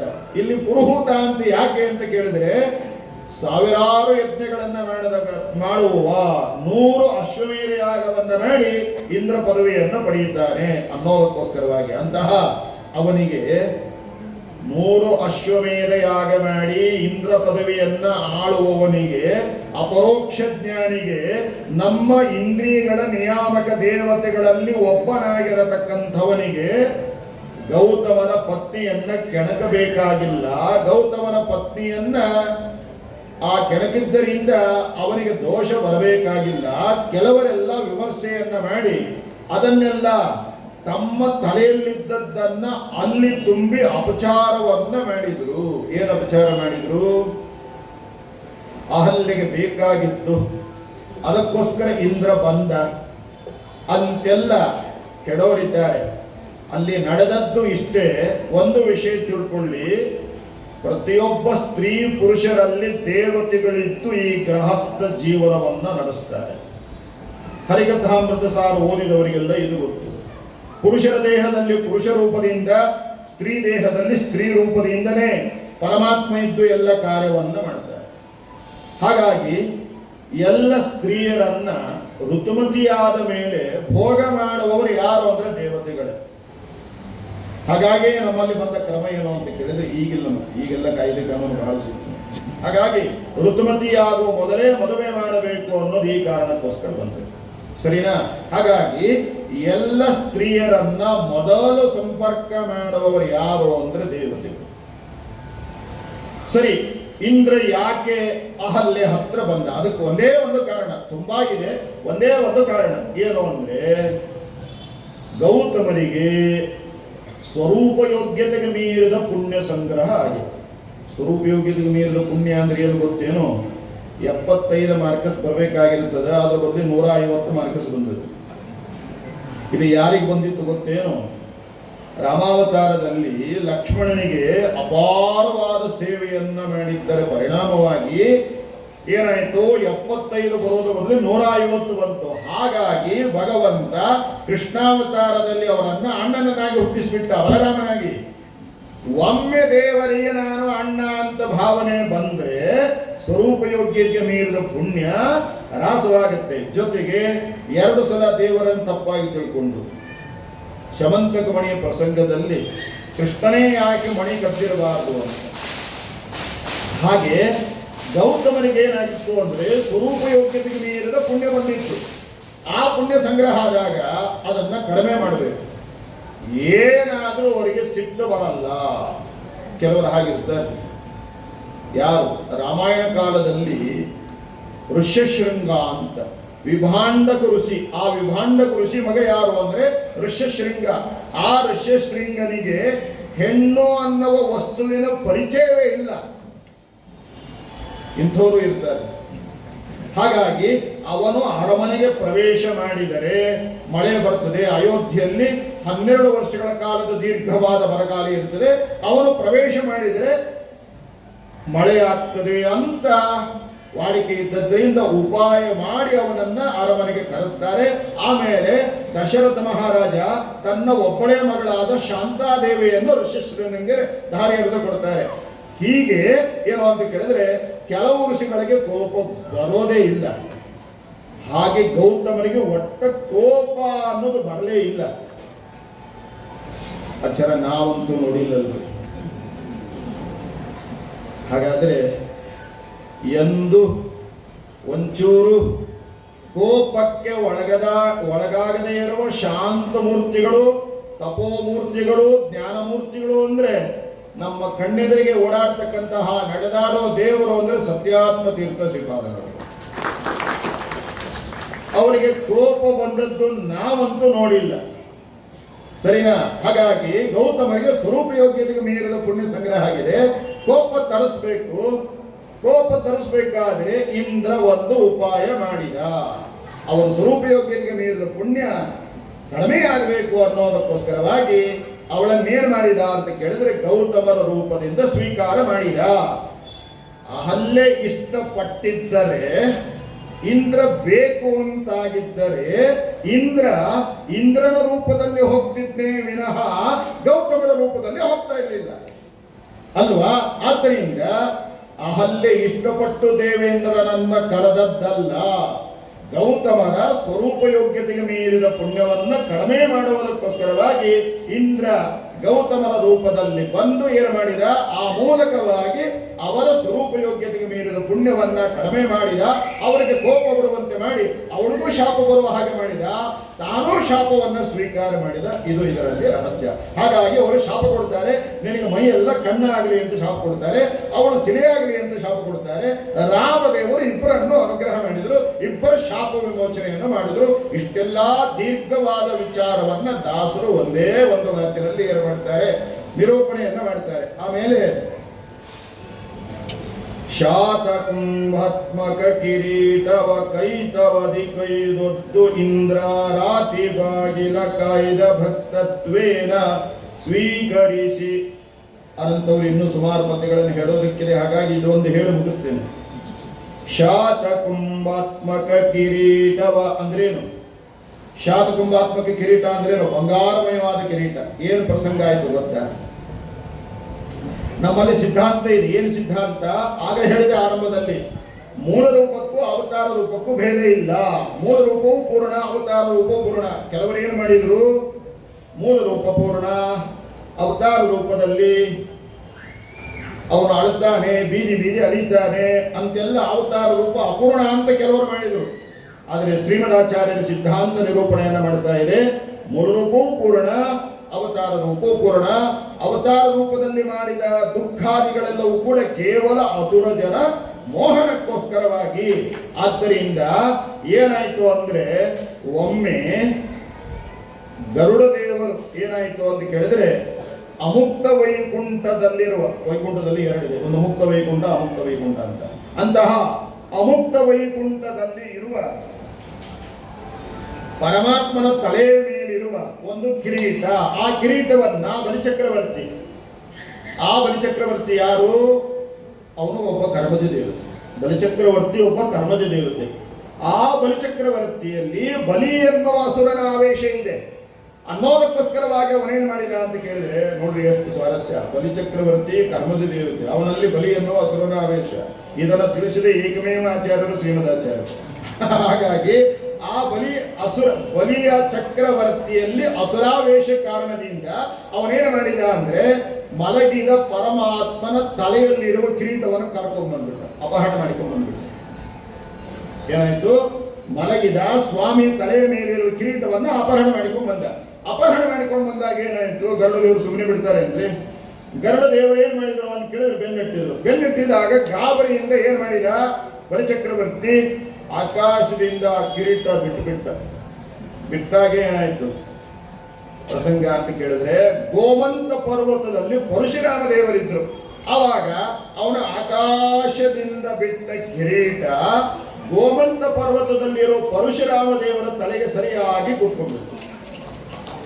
ಅಂದ್ರೆ ಏನಾಯ್ತು? ಇವಾಗ ಆ ಮೂಲ ವೈಕುಂಠದಲ್ಲಿ ಇರುವ ಪರಮಾತ್ಮನ ತಲೆ ಸೈಜು ಲೆಕ್ಕ ಹಂಗೆ ಹೇಳ್ಬೇಕಲ್ಲ, ಇನ್ನೇನು ಹೆಂಗೆ ಹೇಳ್ಬೇಕು? ಆ ಮೂಲ ವೈಕುಂಠದಲ್ಲಿರುವ ಪರಮಾತ್ಮನ ತಲೆ ಸೈಜು ಈ ಪರಶುರಾಮ ದೇವರ ತಲೆ ಸೈಜು ಒಂದೇ ಆಯ್ತು. ಆ ಕಿರೀಟ ಇವನಿಗೆ ತಲೆಗೆ ಸರಿಯಾಗಿ ಕೂತು. ಇದು ಏನು ಅಂದ್ರೆ ಭಗವಂತ ಏನ್ ಮಾಡಿದ ಅದನ್ನ ಹೇಳ್ತಾರೆ. ಯಾರು ಅಂತ ಕೇಳಿದ್ರೆ, ಶಾತಕುಂಭಾತ್ಮಕ ಕಿರೀಟವ ಕೈದವಲಿ ಕದ್ವೈದು. ಕೈತವ ಅಂದ್ರೆ ಮೋಸ, ಮೋಸದಿಂದ ಅಂದ್ರೆ ಅಸುರಾವೇಶದಿಂದ ಕದ್ವೈದ ಯಾರು? ಇಂದ್ರ ರಾತಿ ಅಂತ ಹೇಳಿದ್ರು. ಇಂದ್ರ ಅಂದ್ರೆ ಇಂದ್ರ, ಅವನ ಅರಾತ್ರಿಂದ ಯಾರು? ಶತ್ರು ಅಂದ್ರೆ ಯಾರು? ಬಲಿಚಕ್ರವರ್ತಿ. ಅವನೇನ್ ಮಾಡಿದ? ಆ ರೀತಿ ಮಾಡಿದಾಗ ಆ ಅಪಚಾರವನ್ನ ತಲೆಯಲ್ಲಿ ಇಟ್ಕೊಳ್ಳಿಲ್ಲ. ಏನು ಮಾಡಿದ? ಇಂದ್ರಾರಾತಿ ಬಾಯಲ ಕಾಯ್ದು ಭಕ್ತತ್ವೇನ ಸ್ವೀಕರಿಸಿ. ಮುಂದಿನ ಕತೆ ಗೊತ್ತಿಲ್ಲ. ಬಲಿಚಕ್ರವರ್ತಿ 3 ಪಾದ ಭೂಮಿಯನ್ನು ಕೊಟ್ಟ, ಆಳಿದ, ಅಷ್ಟೇ ಗೊತ್ತಿದೆ. ಆದರೆ ಭಗವಂತ ಏನು ಮಾಡಿದ ಅಂತ ಕೇಳಿದ್ರೆ, ನೀನು 100 ಅಶ್ವಮೇಧ ಯಾಗ ಮಾಡಿದ್ದೀಯಾ, ಅದು ವ್ಯರ್ಥವಾಗಬಾರದು. ಹಾಗಾಗಿ ಮುಂದಿನ ಮನವಂತರಕ್ಕೆ ನಿನ್ನ ಇಂದ್ರನನ್ನಾಗಿ ಮಾಡ್ತೇನೆ, ಅಲ್ಲಿಯ ತನಕ ನಿನ್ನ ಮನೆಯ ಬಾಗಿಲು ಕಾಯ್ತೇನೆ ಅಂತ ಹೇಳಿದ. ನಮ್ಮ ಮನೆಯ ಮಕ್ಕಳು ನಮ್ಮ ಮನೆ ಬಾಗಿಲು ಕಾಯಲ್ಲ. ಸ್ವಾಮಿ ಹೇಳಿದ ಅಲ್ಲಿಯ ತನಕ ನಿನ್ನ ಮನೆ ಬಾಗಿಲು ಕಾಯ್ತೇನೆ. ಅದನ್ನೇ ಇಲ್ಲಿ ಹೇಳ್ತಾರೆ, ಇಂದ್ರಾರಾತಿ ಬಾಗಿಲ ಕಾಯ್ದ. ಯಾರ ಮನೆ ಬಾಗಿಲು ಕಾಯ್ದ? ಬಲಿಚಕ್ರವರ್ತಿ ಮನೆ ಬಾಗಿಲು ಕಾಯ್ದ. ಮುಂದಿನ ಮನ್ವಂತರಕ್ಕೆ ನಿನ್ನನ್ನ ಇಂದ್ರನನ್ನಾಗಿ ಮಾಡ್ತೇನೆ, ಅಲ್ಲಿ ತನಕ ನಿನ್ನ ಮನೆ ಬಾಗಿಲು ಕಾಯ್ತೇನೆ ಅಂತ ಕಾಯ್ದ. ನಡುವೆ ಏನಾಯ್ತು ಗೊತ್ತಾ? ರಾವಣನಿಗೆ ಒಂದು ಹುಮ್ಮು ಇತ್ತು. ಏನು ಅಂದ್ರೆ ಪ್ರಪಂಚದಲ್ಲಿರುವ ಎಲ್ಲ ರಾಜರನ್ನ ಗೆದ್ದು ಬರಬೇಕು ಅಂತ. ಹಾಗಾಗಿ ಏನು ಮಾಡಿದ? ಬಲಿಚಕ್ರವರ್ತಿ ಮನೆಗೆ ಬಂದ, ಅವನನ್ನು ಸೋಲಿಸಬೇಕು ಅಂತ. ಬಲಿಚಕ್ರವರ್ತಿ ಮನೆಗೆ ಬರಬೇಕಾದ್ರೆ ಒಳಗೆ ಬರಬೇಕು, ಅವನು ಯುದ್ಧಕ್ಕೆ ಕರಿಬೇಕು. ಹೊರಗೆ ಯಾರು ಕೂತಾರೆ? ಗರುಡಾರೂಢನಾಗಿ ಬಲಿಚಕ್ರವರ್ತಿಯ ಮನೆಯ ಮುಂದೆ ಯಾರು ಕೂತಾರೆ? ವಾಮನ ರೂಪಿಯಾದ ಪರಮಾತ್ಮ ಕೂತಿದ್ದಾನೆ. ವಾಮನ ರೂಪಿಯಾದ ಪರಮಾತ್ಮ ರಾವಣನಿಗೆ ಒಂದೇ ಒಂದು ಏಟು ಹಾಕಿದ. 10 ಮುಖಗಳಿಂದ ರಕ್ತವನ್ನ ಮಾಡ್ತಾ ಲಂಕೆಗೆ ಹೋಗಿ ಬಿದ್ದ ರಾವಣ. ಇನ್ನೊಮ್ಮೆ ಬಲಿಚಕ್ರವರ್ತಿ ಉಸಾಬರಿಗೆ ಹೋಗುವುದಿಲ್ಲ ಅಂತ ಪ್ರತಿಜ್ಞೆಯನ್ನು ಮಾಡಿದ. ಇಷ್ಟೆಲ್ಲ ಅಭಿಪ್ರಾಯವನ್ನ ಇಂದ್ರಾರಾತಿ ಮನೆ ಬಾಗಿಲು ಕಾಯ್ದ ಅನ್ನೋ ಮಾತಿನಲ್ಲಿ ಜಗನ್ನಾಥದಾಸರು ಹೇಳ್ತಾರೆ. ಇದು ಅದ್ಭುತವಾದ ಪಾಂಡಿತ್ಯ. ಹಾಗಾಗಿ ಅಂತಹ ಜಗನ್ನಾಥದಾಸರ ಕಾರುಣ್ಯಕ್ಕೆ ಏನ್ ಅನ್ನೋಣ ಅಂತ ಹೇಳ್ತಾ ತುಂಬಾ ಇದೆ. ಕೊನೆಗೊಂದು ನುಡಿ ಹೇಳೋಣ. ಬಿಟ್ಟಿಗಳ ನೆವದಿಂದಲಾಗಲಿ ಹೊಟ್ಟೆಗೂ ಸುಖವಾದಡಾಗಲಿ ಕೆಟ್ಟ ರೋಗ ಪ್ರಯುಕ್ತವಾಗಲಿ ಅಣಕದಿಂದೊಮ್ಮೆ ನಿಟ್ಟುಸಿರಿ ನಿಂಬಾಯ್ ತೆರೆದು ಹರಿವಿಟ್ಟಲ ಸಲಹಿಂದೆನಲು ಕೈಗೊಟ್ಟು ಕಾವ ಕೃಪಾಳು ಸಂತತ ತನ್ನ ಬಕುತರನು. ಆದ್ದರಿಂದ ಪರಮಾತ್ಮನ ನಾಮಸ್ಮರಣೆಯನ್ನ ನಿರಂತರವಾಗಿ ಮಾಡುವ ಕಾಲ, ಅದರಲ್ಲೂ ಪುರುಷೋತ್ತಮ ಮಾಸ. ಈ ಮಾಸದಲ್ಲಿ ಮಾಡುವ ಒಂದೊಂದು ಕಾರ್ಯವೂ ಕೂಡ ಅದ್ಭುತವಾದ ಪುಣ್ಯವನ್ನು ಕೊಡ್ತಾವೆ. ಅಧಿಕಂ ಫಲಂ ಅಂತ ಹೇಳಿ, ಹಾಗಾಗಿ ಗಂಗಾವತಿಯ ಈ ಪ್ರಾಂತದ ಎಲ್ಲರೂ ಕೂಡ ಸೇರಿಕೊಂಡು ಅಖಂಡವಾದ 17ನೇ ತಾರೀಕಿನಿಂದ ಜ್ಞಾನ ಸತ್ರ ಕೊನೆಯ ತನಕ ನಡೀತಾನೇ ಇದೆ. ಇಷ್ಟು ಸಂಯೋಜನೆ ಮಾಡಲಿಕ್ಕೆ ಸುಲಭ ಅಲ್ಲ, ಬಹಳ ಪರಿಶ್ರಮ ಪಡಬೇಕು. ಹಾಗಾಗಿ ನಿಮಗೆಲ್ಲ ಬಹಳ ಅಭಿನಂದನೆಯನ್ನು ಸಲ್ಲಿಸ್ತಾ, ನಮ್ಮ ತಿರುಮಲ ರಾಯರು ಇವತ್ತು ಎಷ್ಟು ಸಲ ಫೋನ್ ಮಾಡಿದಾರೋ ಅವರಿಗೆ ಗೊತ್ತಿಲ್ಲ ಪಾಪ. ಅದು ಟೆನ್ಷನ್ ರೀ. ಯಾರು ಪ್ರವಚನಕಾರ ಆಗಲಿ ಸಂಗೀತಗಾರ ಆಗಲಿ ಬರೋ ಟೈಮಿಗೆ ಬರಲಿಲ್ಲ ಅಂದ್ರೆ ಯಾಕಂದ್ರೆ ನಾವು ಅದನ್ನು ಅನುಭವಿಸಿ ನಾವು ಅದನ್ನು ಕಾರ್ಯಕ್ರಮ ಹೊರಗಡೆ ಮಾಡೀವಿ, ಹಾಗಾಗಿ ಸಮಸ್ಯೆ ಪಾಪ. ಆದರೆ ಇಷ್ಟೆಲ್ಲ ನೀವು ಅದ್ಭುತವಾಗಿ ಮಾಸನಿಯಾಮಕ ಆನಂದ ಪುರುಷೋತ್ತಮಗೆ ಪ್ರಿಯವಾಗುವಂತಹ ಅದ್ಭುತವಾದ ಕಾರ್ಯವನ್ನು ನೀವು ಮಾಡಿದ್ದೀರಿ. ಇದು ನಾವಿಲ್ಲಿ ಬರೋದು 2ನೇ ಬಾರಿ. 2 ವರ್ಷದ ಹಿಂದೆ 3 ದಿವಸ ಇಲ್ಲೇ ಪ್ರವಚನ ಆಗಿದೆ. ಗಂಗಾವತಿಯಲ್ಲಿ ನಮ್ಮ ತಂದೆಯವರು ಸುಮಾರು 70ನೇ ಇಸ್ವಿನಲ್ಲಿ ಆಡಿಟರ್ ಆಗಿ ಇಲ್ಲಿ ಕಾರ್ಯವನ್ನು ಮಾಡಿ ಇಲ್ಲಿ ಬಹುಕಾಲ ಇದ್ದು ಸೇವೆಯನ್ನು ಮಾಡಿದ ಗಂಗಾವತಿ ಪ್ರಾಂತ ಜೋಯಿಸಿ ಕೃಷ್ಣಾಚಾರ್ಯರು, ರಾಮರಾವ್ ವಕೀಲರು, ವೈದ್ಯರು ಅವರೆಲ್ಲ ಆ ಕಾಲದಲ್ಲಿ ಇದ್ದವರು.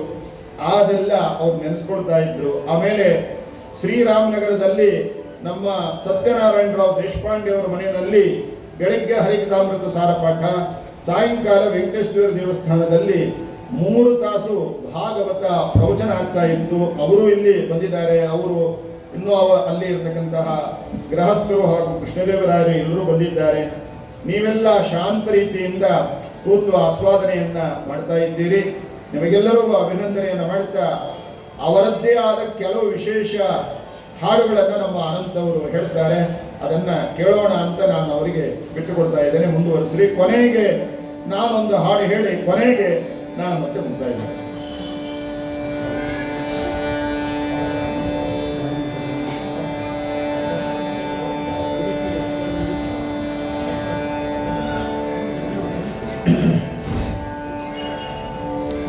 ಕೆಲವು ಹಾಡುಗಳು ಯಾವ್ಯಾವ ಹಾಡು ಕೇಳಿಬಿಡಿ.